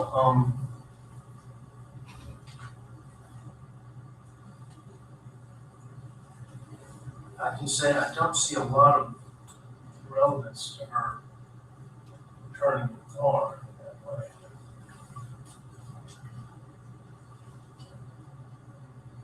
Yeah, Judge, it's not really the fact she returned the call. Obviously, we can get into that. It's the circumstances surrounding it, the way that it was done. Very abnormal. I think, again, I'm asking the court not to just open up a floodgate for anything. I think under 403, this is irrelevant because of the circumstances and the totality of the circumstances of it. That's the court just allowed the jury to put the relevance to one. All right, I'm taking all this under advisement. I'm gonna think on it some more, but I do think under 403, the relevance would be very small. And as far as unfair prejudice factor, that person or did something wrong for trying to be flippant in the way she returned the car. So I can see a little bit on the other side of 403. I would just ask the court to take a look at the line of cases that indicate that the rule of relevance favors a dispute. It favors the jury being able to consider it or whatever, even if it's scantily relevant, if it's relevant at all under 401, the law favors a dispute. So, thank you, Mark. Thank you. All right, moving right along. What's next? Maybe it, except for the most fine considered one, rubs in the last one. Oh, I had a motion kind of quick. I'm sorry, the state propounded a motion, Your Honor. It's a motion to amend an unmanned audio recording.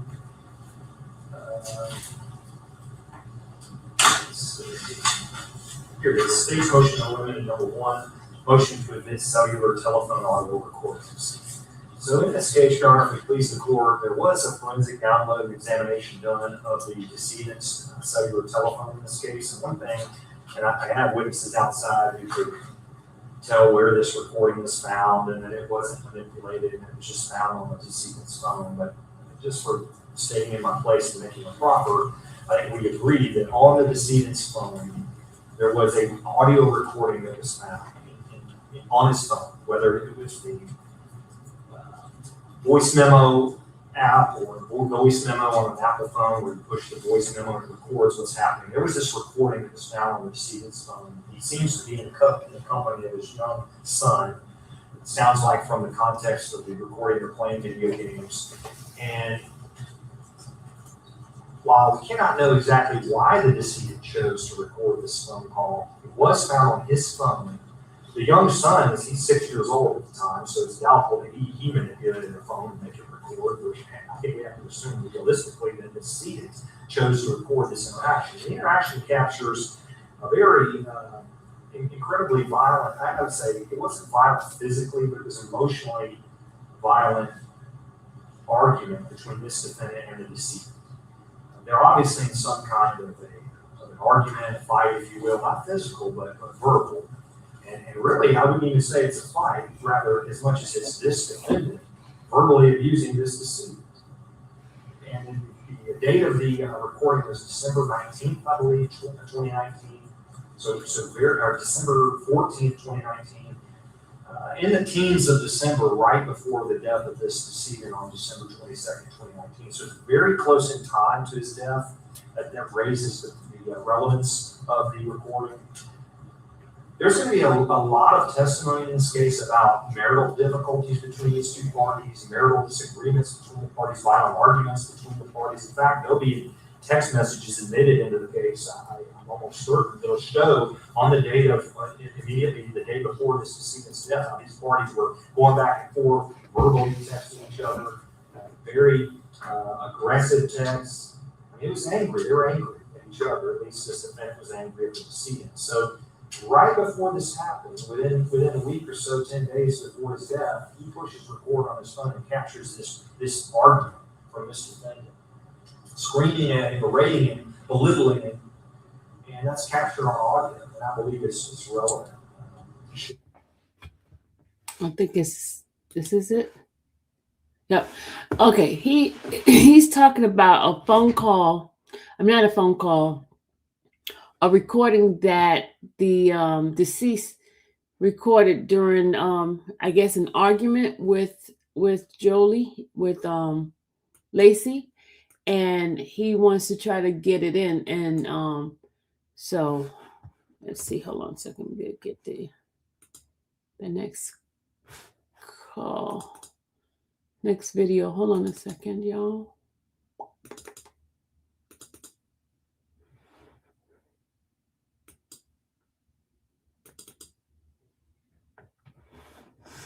Okay, hold on.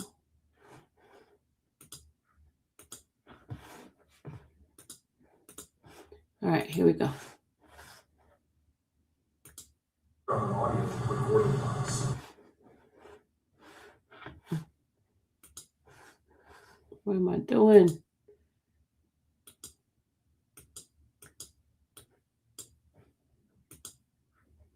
It's acting up again. Daggone it. Hold on, y'all.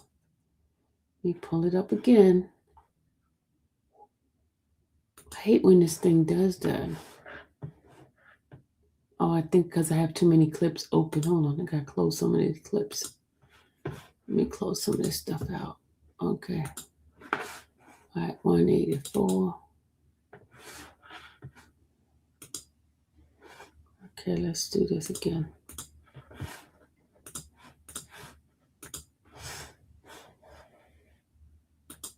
From an audio recording device. And we do have witnesses to lay the foundation for it, such as authentic. There's been no alterations, no deletions, no copying, no manipulation of the recording. It goes about a couple minutes, not long, but it gives, I think it gives the jury an incredible insight into the dynamic between this defendant and the decedent a week before his death. I think it's incredibly relevant, especially some of the things she says on there, which the jury can see to be an absolute threat to the safety. So I ask the court to admit it for whatever weight the jury gives it. Thank you. All right, any responses, Steve? I'd like it to be. Oh my God, this thing is acting up. To be marked as an exhibit for your honorable court to listen to. I think that should be the first step. And of course, we're not waiving any authenticity objections that would have to be compliant with the trial. Of course, make a ruling. But when you listen to it, we don't believe that it should come in at all. But I believe that the evidence needs to be heard by the court before you can make that type of decision. And then we can either revisit it, if you want to get more argument, we're preliminary, we're committed, if the state can make a foundation. All right. The lawyers part of it, I haven't heard. Yes, sir, and if the defense wants to enter, they can, I guess. They haven't. I think Well, the It state's would help me to make a ruling on that. I'll mark it as state's exhibit 4, Your Honor, and the court can just sort of ruling on it, so it's court served, or I can play it over the court, it might take me a second. But I'll be happy to admit it into evidence of state's 4, the court can listen to it off the bench. Why don't we do that? Yes, sir. May I just have till the end of the afternoon to get Yes, that ready? Thank you. I think that concludes all of the motions the state had, and all motions I'm responsible for. Oh, we did file a motion, Judge, as you know, Your Honor, respectfully, I'm in your courtroom, so I don't know how you exactly do things, so I filed a motion pursuant to 15-12-131. It's hard for me to keep track of all the potential jurors if they're questioned among the whole courtroom, so I've asked you to see 12 in the box at a time, so I can examine 12 at a time. I think. Well, here's what I do typically. I'll go downstairs to the jury assembly room, and I'll just ask some statutory questions, just so if somebody doesn't live in the county, we can investigate that or something like that, or they're clearly, you've ever had this happen, but somebody gets summoned who's not old enough or something like that. And just kind of orient them, and then come back upstairs. And what we do is we go ahead and bring up everybody. So 3 panels. And with y'all's permission, I will just bring up 36. Maybe we'll put a couple extra in the third box, or maybe we'll do panels of 14 or something like that, with your permission. Make introductions, go through all the statutory questions, and then I will ask just some real basic questions. This will be number 1, and we'll run across 6 or 7, and then 8 will be behind number 1. And so that's 1 pound, that's a pound, that's a pound.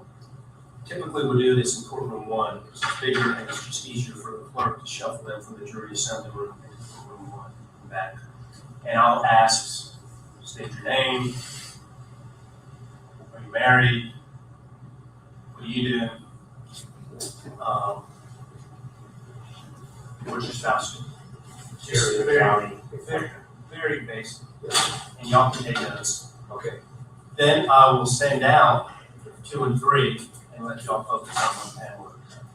I think it's probably a good time also, since we're talking about jury, we've arrived at a consent agreement on a questionnaire, and maybe we can approach that issue with the court now. Since we're talking about kind of what here, we didn't have time to arrive at a consent on sending the questionnaire out in advance, like when they get their jury summons. But we would ask the court, I think I'm authorized to join with defense counsel, we would ask the court possibly to distribute the questionnaire to the potential denier, allow them in 45 minutes or so to answer the questions on the questionnaire. And that would hopefully ultimately shorten the time it would take for one year greatly. And it would allow us to have a written record of each side of what they said and their answers were. And we would know a lot of the answers to the questions before we even got started. We submitted, or Mr. Steele's office submitted, a consent questionnaire to Your Honor's chambers. They submitted what? They submitted a consent questionnaire to Your Honor's chambers. The state signed off on it, the defense signs off on it, and we asked the court to consider allowing that to be distributed right after your statutory questions to the jury downstairs. I'm sorry. Giving them a little time to answer that before they. I have an amended, unopposed motion for a jury questionnaire filed May 15th with a jury questionnaire attached. Is that? I believe that's it, Judge.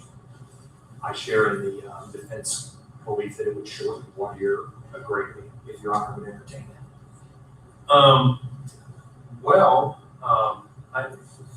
I was a little concerned about length process. But maybe I'm wrong. There's some questions on here that I typically don't allow. But you both want it just like this. That's what I'm hearing.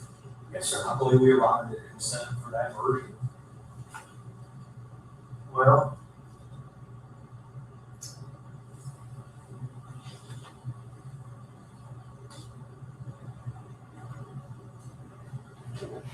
All right, so what they're trying to do now is the voir dire questions. I do have those questionnaire, so I'll probably review those tomorrow with you guys. But majority of the motions that Mr. Steele submitted, the judge did grant those I know motions. this is, y'all don't want to lock yourselves in, but what do y'all anticipate for here? You think we'll have a jury Monday? What do you think? I'm doubtful on that. I would say probably take half an day Tuesday.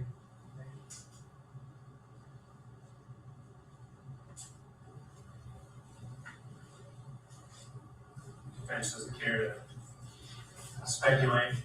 I don't disagree with that, Judge. Of course, we're trying to do this diligently. That's why we did this questionnaire, because we're actually thinking at the end of the day, so to help us get a little quicker, whether that's 1 or 2 or 3 hours quicker, I don't know.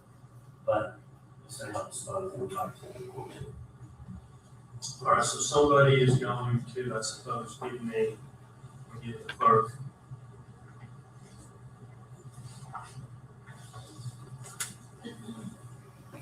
Several dozen copies of this. Thank you, Keith.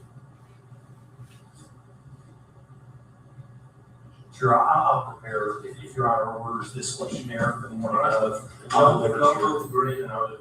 or I'll give your chambers 48, is that enough to start? About the morning of? Sure. All right, 48 copies or 50 copies, and then we'll just take direction from the court if you have a chance to fill it out. If Your Honor could just include in your orders, if you will, have 12 or 14, so I can just have my. Well, I can't have more than 12 unless y'all agree. I don't have a problem with 14, but if that's what you're. Is that okay? 12 only.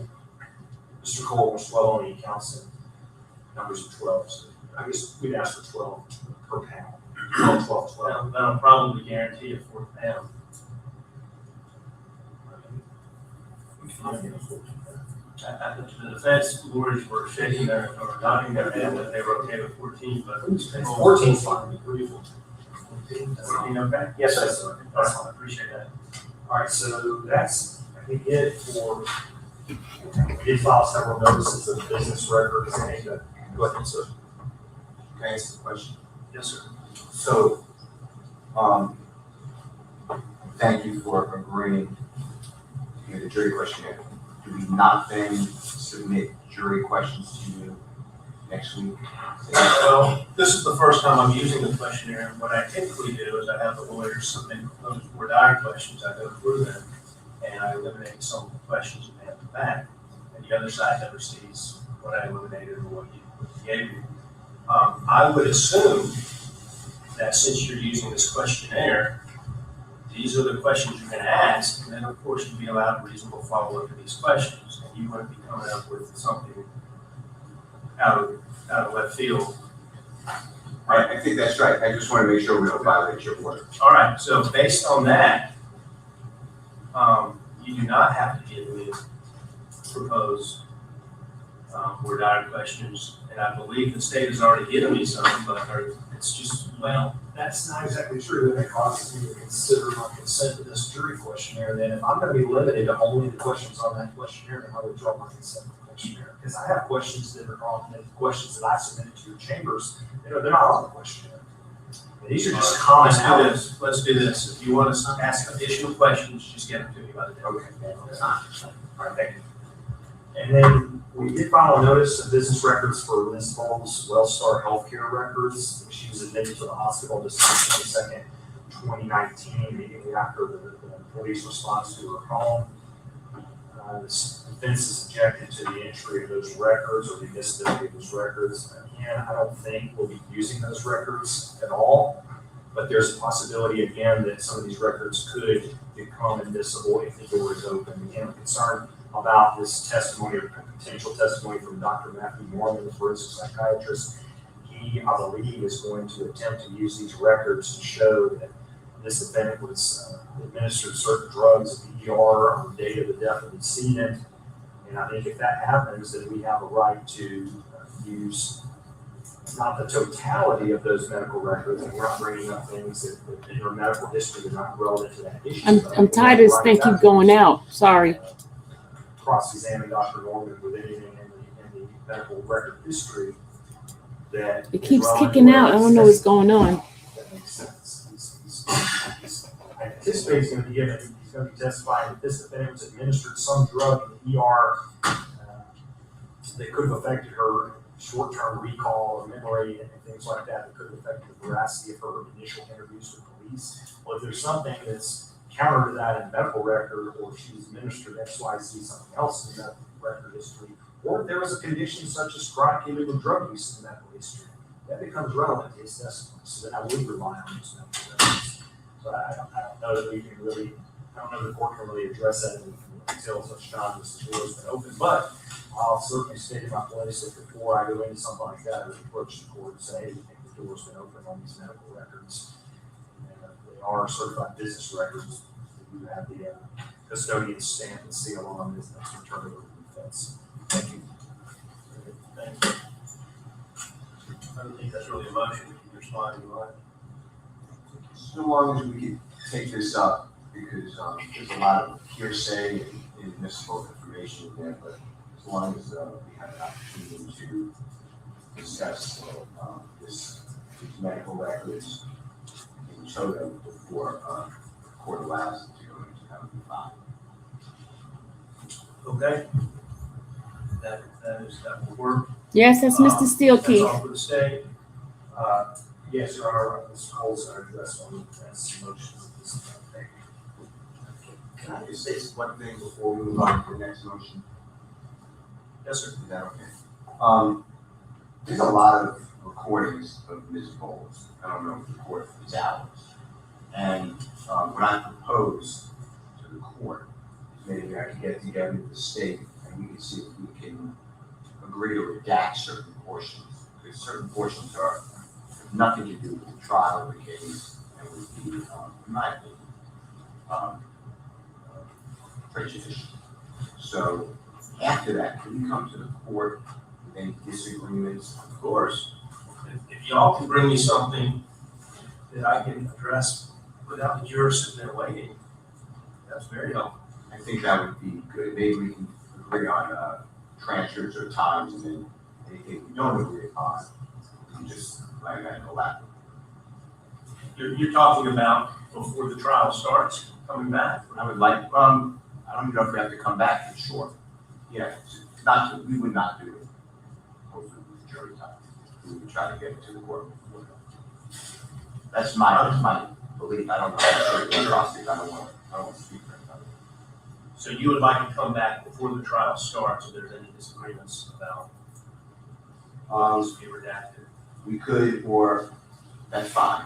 I was saying we may not even have to come back as long as we can articulate to the court and get you the actual report. But whatever the state wants to do, I just don't want to be objecting. The jurors have to go out and we say, well, this portion actually be redacted. I think both sides would like to do it. I would assume. I mean, I thought, with all due respect to my esteemed colleague, I thought that's what we're doing here today. Things are in limine, parties are moving in limine. For example, the shoplifting warrant, the drug use, those are on video. We're going to redact that. But I can't respond to something that I don't even know what's being put on the table. But we're open to listening to the defense. Hey, we don't think this is relevant. It's still going to be prejudicial. Would you consider redacting? I'm always open to that. But I thought the crux of it has been addressed. I wish they would use a mic. I would appreciate y'all working on that before the trial starts, and then if y'all could be here at 8:30 that morning, the jury will just start working on the questionnaire at about 8:30, and we'll have probably close to an hour. You can record the courtroom on the first floor, because that's where we will conduct the court dire, and then once we pick a jury, we'll move on here to small conference. that would give us some time, maybe else. Mr. Steele, was there a motion that wasn't presented or? Yeah, I don't know, Your Honor.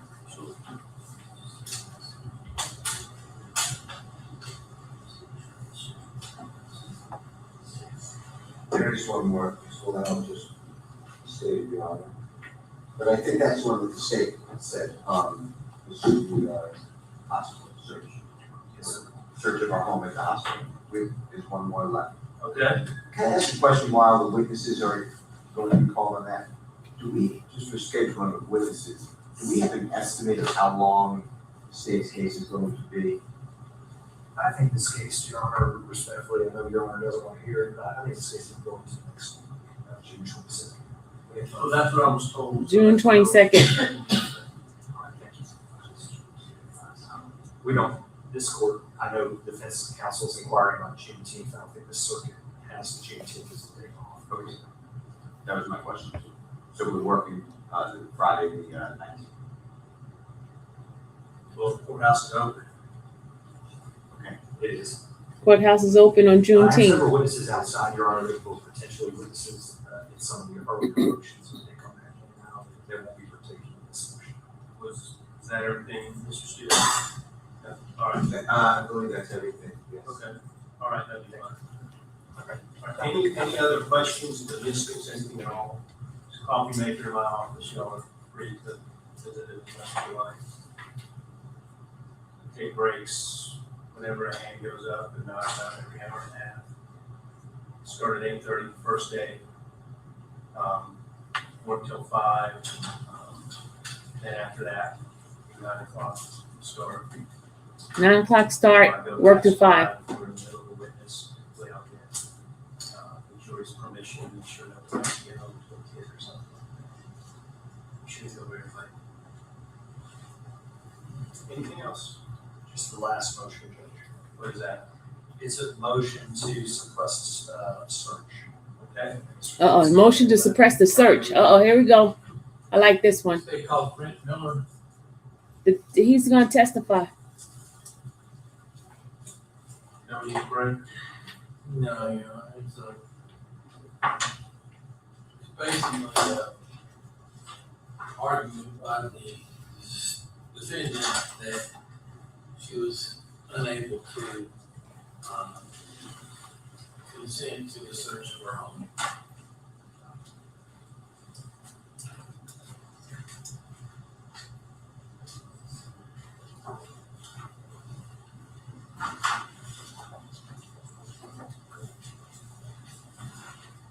Sir, you swear affirm the testimony that you give the truth, nothing but the truth, so help you God.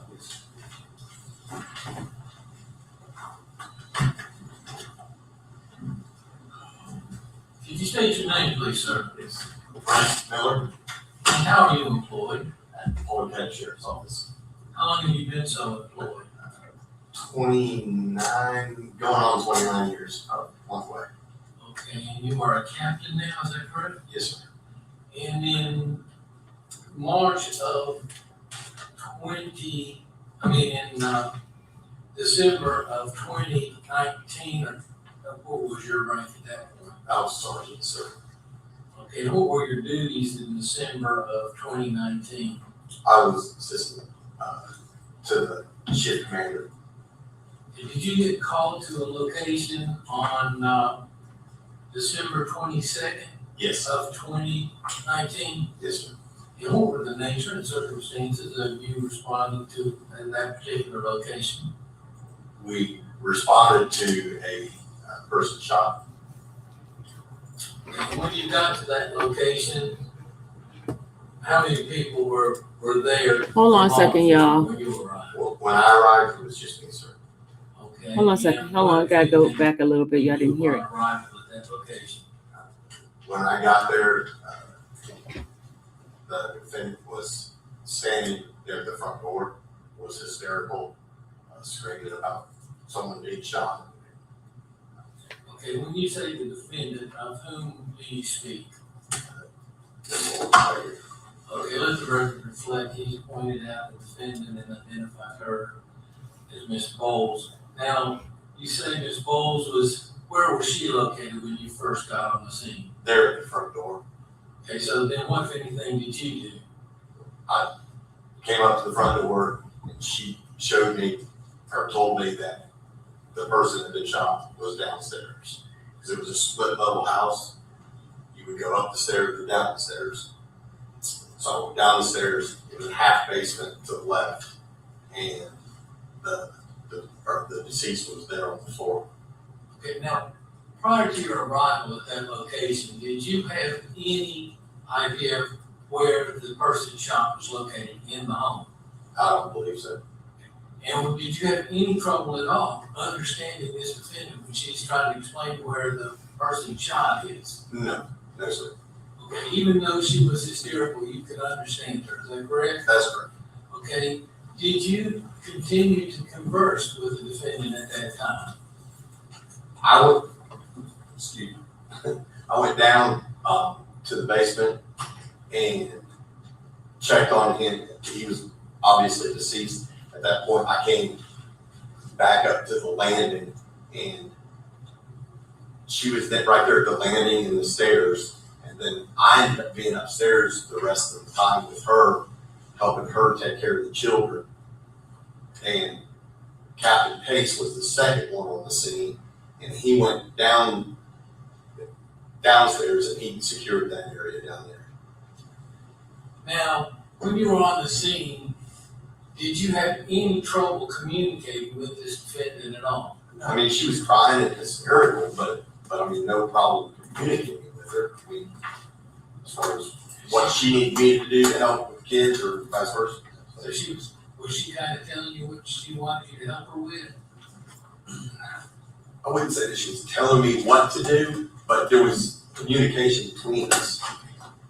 And at that point, she's not in custody or anything like that? No, sir. No, sir. At that point, from what I understood, from what I'd been told from her, was that her husband shot himself. So. And so you never arrested her that morning? No, sir. And this is a little after midnight, is that correct? Yes, sir. And were you able to communicate with her effectively? Did you have any trouble comprehending what you were saying? No, sir. Not that I recall. Okay, did you have any trouble understanding what she was telling you?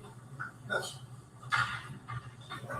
And anything that she told you was freely and voluntarily given to you, is that correct? Yes, sir. And there was not a Miranda warning given or anything like that, is that correct? No, sir.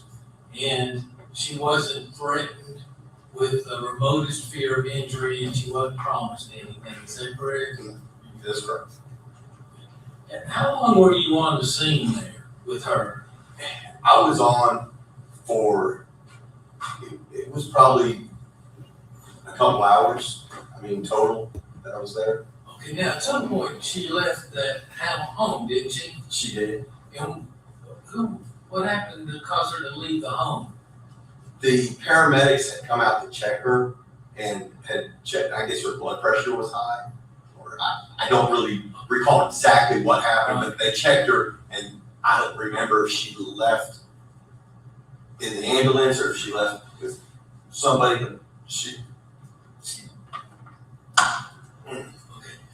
Let the record reflect. Yeah, see, he Captain Miller just winced, and he is under some physical duress at this point, and he's here. yeah, he has some sort of physical duress where his head is hurting really, really, really bad. And so he had got an episode while he was on the stand. But he's going to be okay, but just watch. If you want to explain to the court what problems you're having, and we will take a break. And no, I'm fine. I can get through it. Okay. Yeah, what is exactly going on with you physically right now? It's called trigeminal neuralgia, and it's the trigeminal nerve that comes down, and it's constant shocking. So let's just go back now. You're talking to the defendant. She's there with the children, and are you upstairs with her with the children? Yes, sir. Okay, and so how many children are up there? I recall two, I believe it's two that was up there. There may have been one that was sleeping, but I don't recall exactly the number. Now, when she left, what happened with the children? Who was watching them? There was a family member that had showed up. Okay, so she didn't leave until this family member arrived. Correct. Okay, did she tell you the family member was on the way to help her with the children, or do you recall? I think she had called the family member to get them to come, but I don't recall. I didn't call the family member. At any time you were dealing with this defendant on that morning, did you have any trouble communicating with her? No, sir. Did she give you any indication that she had any trouble communicating with you? No, sir. That's all the questions I have. Cross.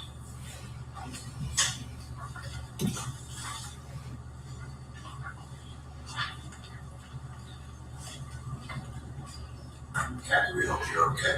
Yeah, I'm good, thank you. When you went into the lower level of the home, Yes, sir. what did you do exactly? I went down and I don't recall if I even checked for a pulse or anything. I mean, it was an obvious deceased person. And then at that point, I walked back upstairs. You don't remember whether you did any type of check to see whether the person's still alive? You don't remember? I don't recall if I did or didn't. Okay. Now, Lacy Boles was, would you describe her as, I don't know if this is fair, 10, she was hysterical, I think. I think hysterical would be a good word. She was crying and, I mean, she was hysterical, would be the word I would use. Okay. All right. And she was brought to the hospital for health conditions, is that true? I don't recall the exact reason that she was taken. I believe the paramedics had checked her and her blood pressure was high or something like that. Regardless of For some reason, she went to the hospital. for health reasons. I'm assuming. That's why people go to the That's why people go to the hospital. unless they work there. So, Yeah, yes, sir. okay. I'll be good. Nice. Thanks. Well, just to follow up on what Mr. Steele was asking, at any point in your conversation with this defendant, did she indicate to you that she could understand what you were saying? No, sir. At any point in your conversation with this defendant, did she have any trouble communicating to you, where you had trouble understanding what she was trying to convey to you? No, sir. That's all the question I have. Anything else for this witness?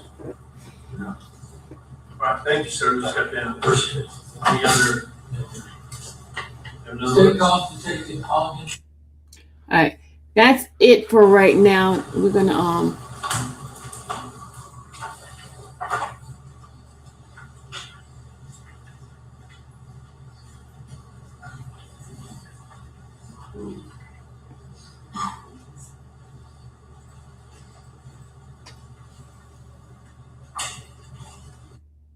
that's it for right now, and I'll continue this tomorrow. But I wanted to let you guys know that the motion that he had filed, quite a few of them were approved. Let me just tell you which one was approved. All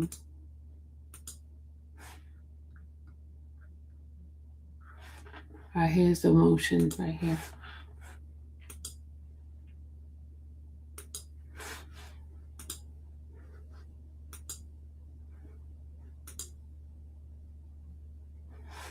Okay, this is the motion right here. Let's make it bigger for you guys to see it. All right, let me put my little watermark on it. Hold on a second, y'all.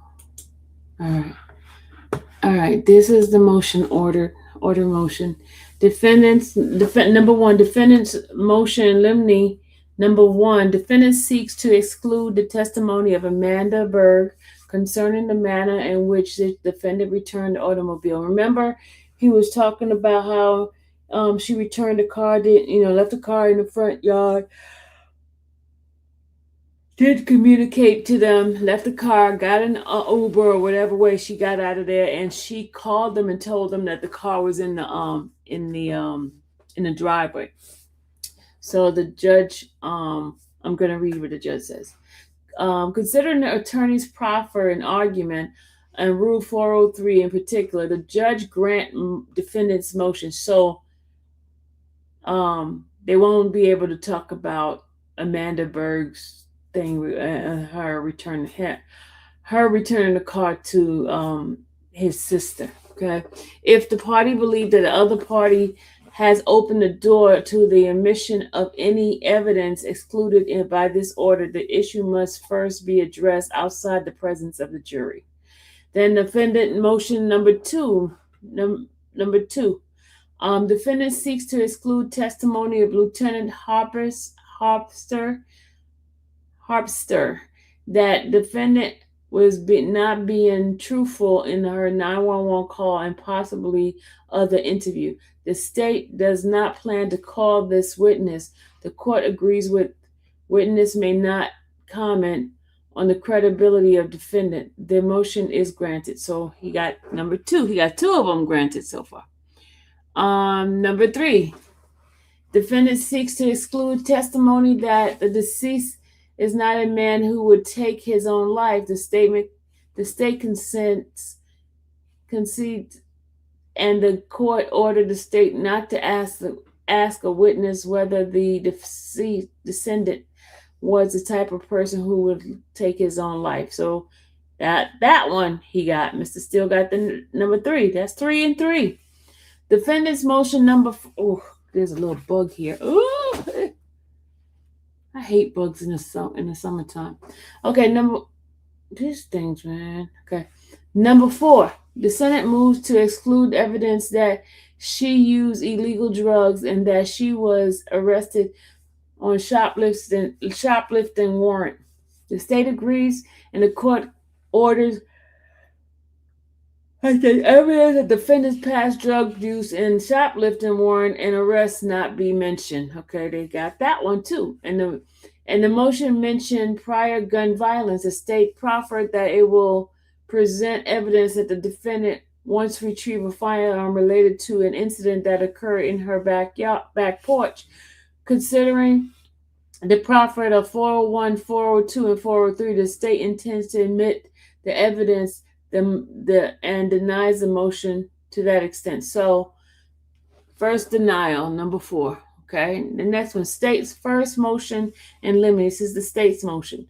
The state seeks on ruling on the admissibility of the recording found on defendant's phone that appears to capture the conversation between defendant and the decedent, and which is marked Exhibit S4. The state cites the authority including OCGA 24-9-901B4 and OCGA 24-9-923B, assuming that the state presents sufficient foundational testimony as to proffer. The court anticipate overruling the authentication objection.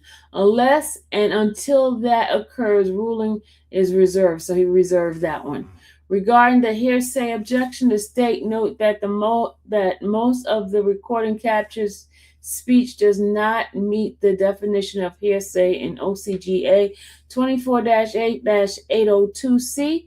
On the other hand, statement apparently made by the descendant at or around minute 8.12 concerning what defendant's family told him, and 8.35 suggesting that the defendant cheated on the descendant. Ooh, okay.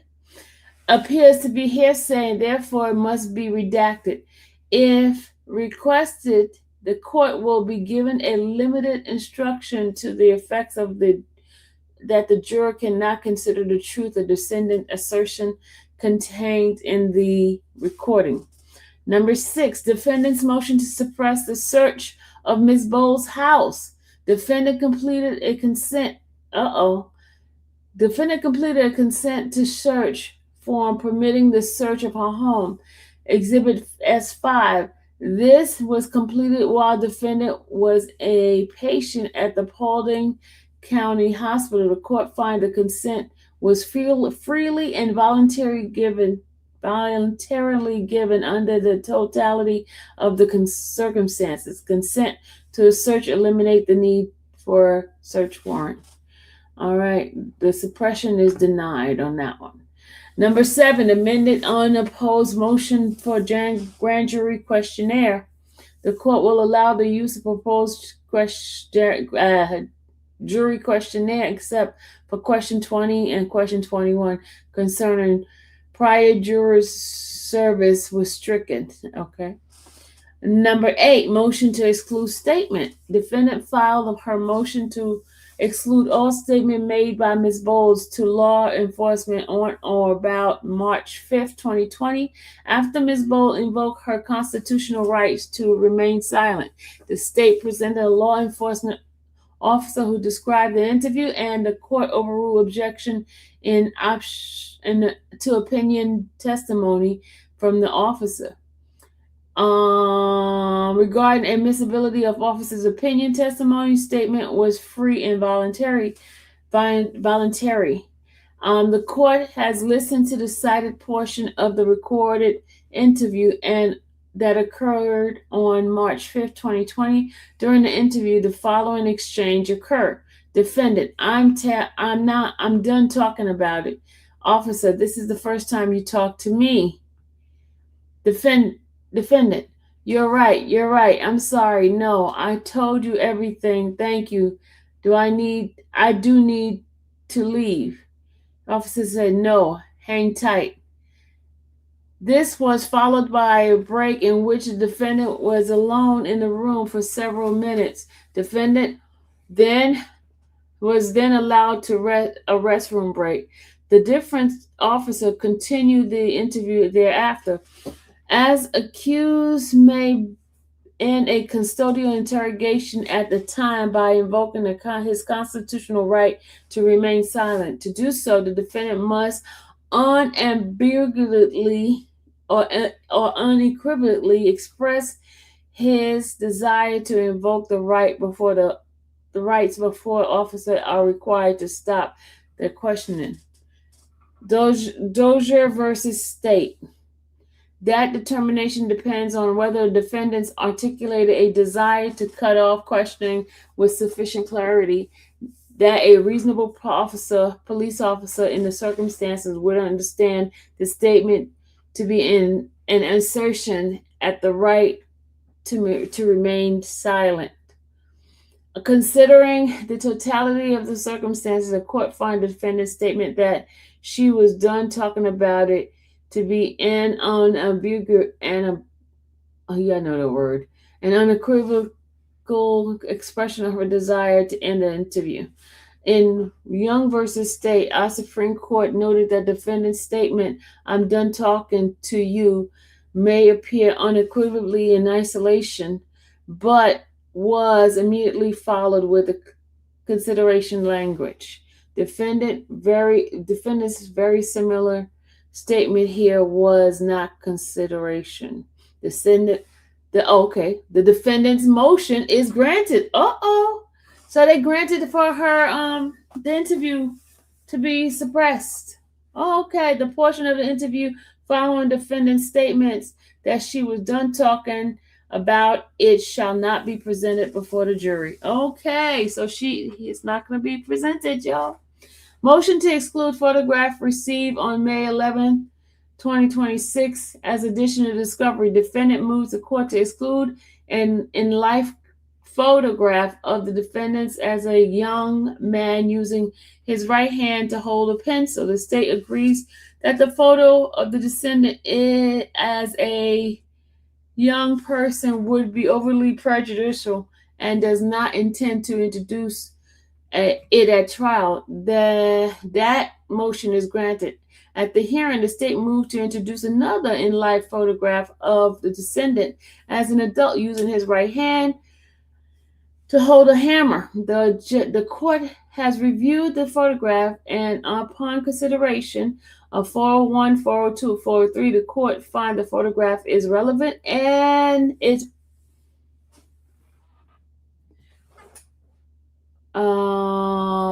its probative value is outweighed by those factors set forth in Rule 403. Upon a proper foundation being laid, the adult in life photograph of the descendant shall be admissible.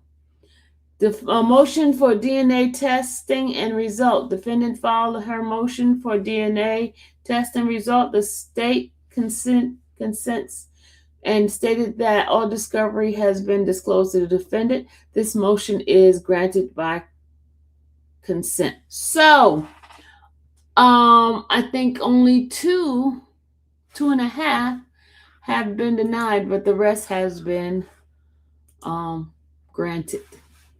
The rest have been granted. So, that is it, y'all. Sylvia making me yawn right behind her. I'm sorry. That's why I'm going to bed now. That's why I'm going to bed. I'm tired. But then we're going to finish the rest of the video for tomorrow, so we could be prepared. And also, I am going to read the questionnaire for the jurors. We're going to read that as well tomorrow. So good night, everybody. I am sleepy. I am going to sleep. And don't forget, the trial starts on Monday. We will be in Paulding County. It is going to be live stream with Law and Crime / Court TV. So if you guys do me that justice, hit that like button. Make sure you put the notification on so you guys will get the updated information on this new trial that we will be doing on Monday. Trial is set to start Monday. Jury selection should last between 1 and 2 days. And opening argument comes right after the jury selection. It is said that the trial should last no more than 8 days. We will see if that happens. If not, I will be there to give you guys updates and all that good stuff. All right. So you guys have a great night. Love you. Don't forget to like, hit your notification, and share. Share. And by the way, remember, your donation, your gifts, and all that is appreciated in this channel. This is how we are able to go to these court hearings, because this is a one-person show. So any blessings that you have, it is gladly appreciated. And I'll see you guys later. Have a good night. Good night, y'all.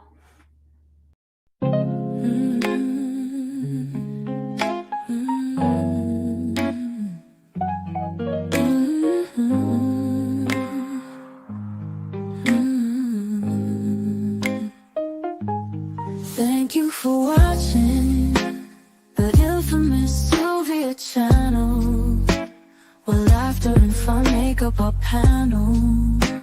Together we build this digital spree. We appreciate you and our growing family. With mods by our side and chat flowing free in this online space. It's just you and me. We laugh until tears roll down like the rain.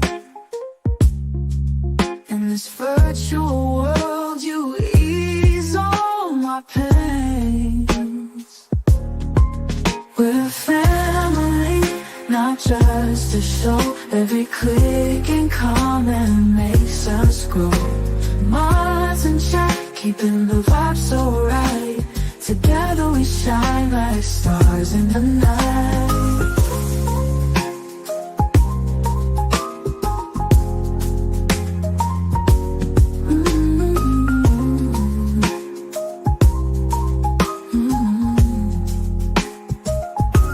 We cherish the moments, the highs and lows, from the latest gossip to stories untold. You're more than a viewer, you're part of the crew. this space of ours. It's all because of you. This digital world where emotion is shared, every post and reaction showing we care. The love is real in this virtual domain. With every sign, enjoys what we'll gain. We're a family, not just a show. Every click and comment makes us grow. Mars in check, keeping the vibe so right. Together we shine like stars in the night. We're a family, not just a show. Every click and comment makes us grow. Mars in check, keeping the vibe so right. Together we shine like stars in the night.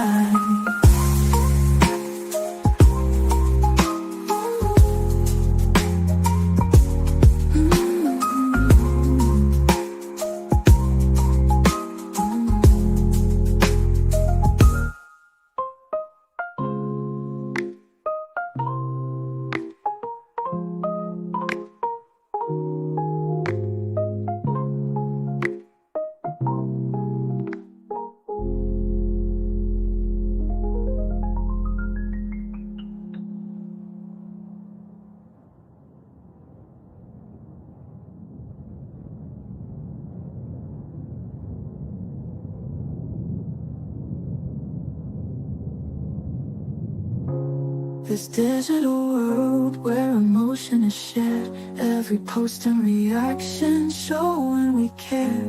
The love is real in this virtual domain. With every sign, enjoys what we'll gain. We're a family, not just a show. Every click and comment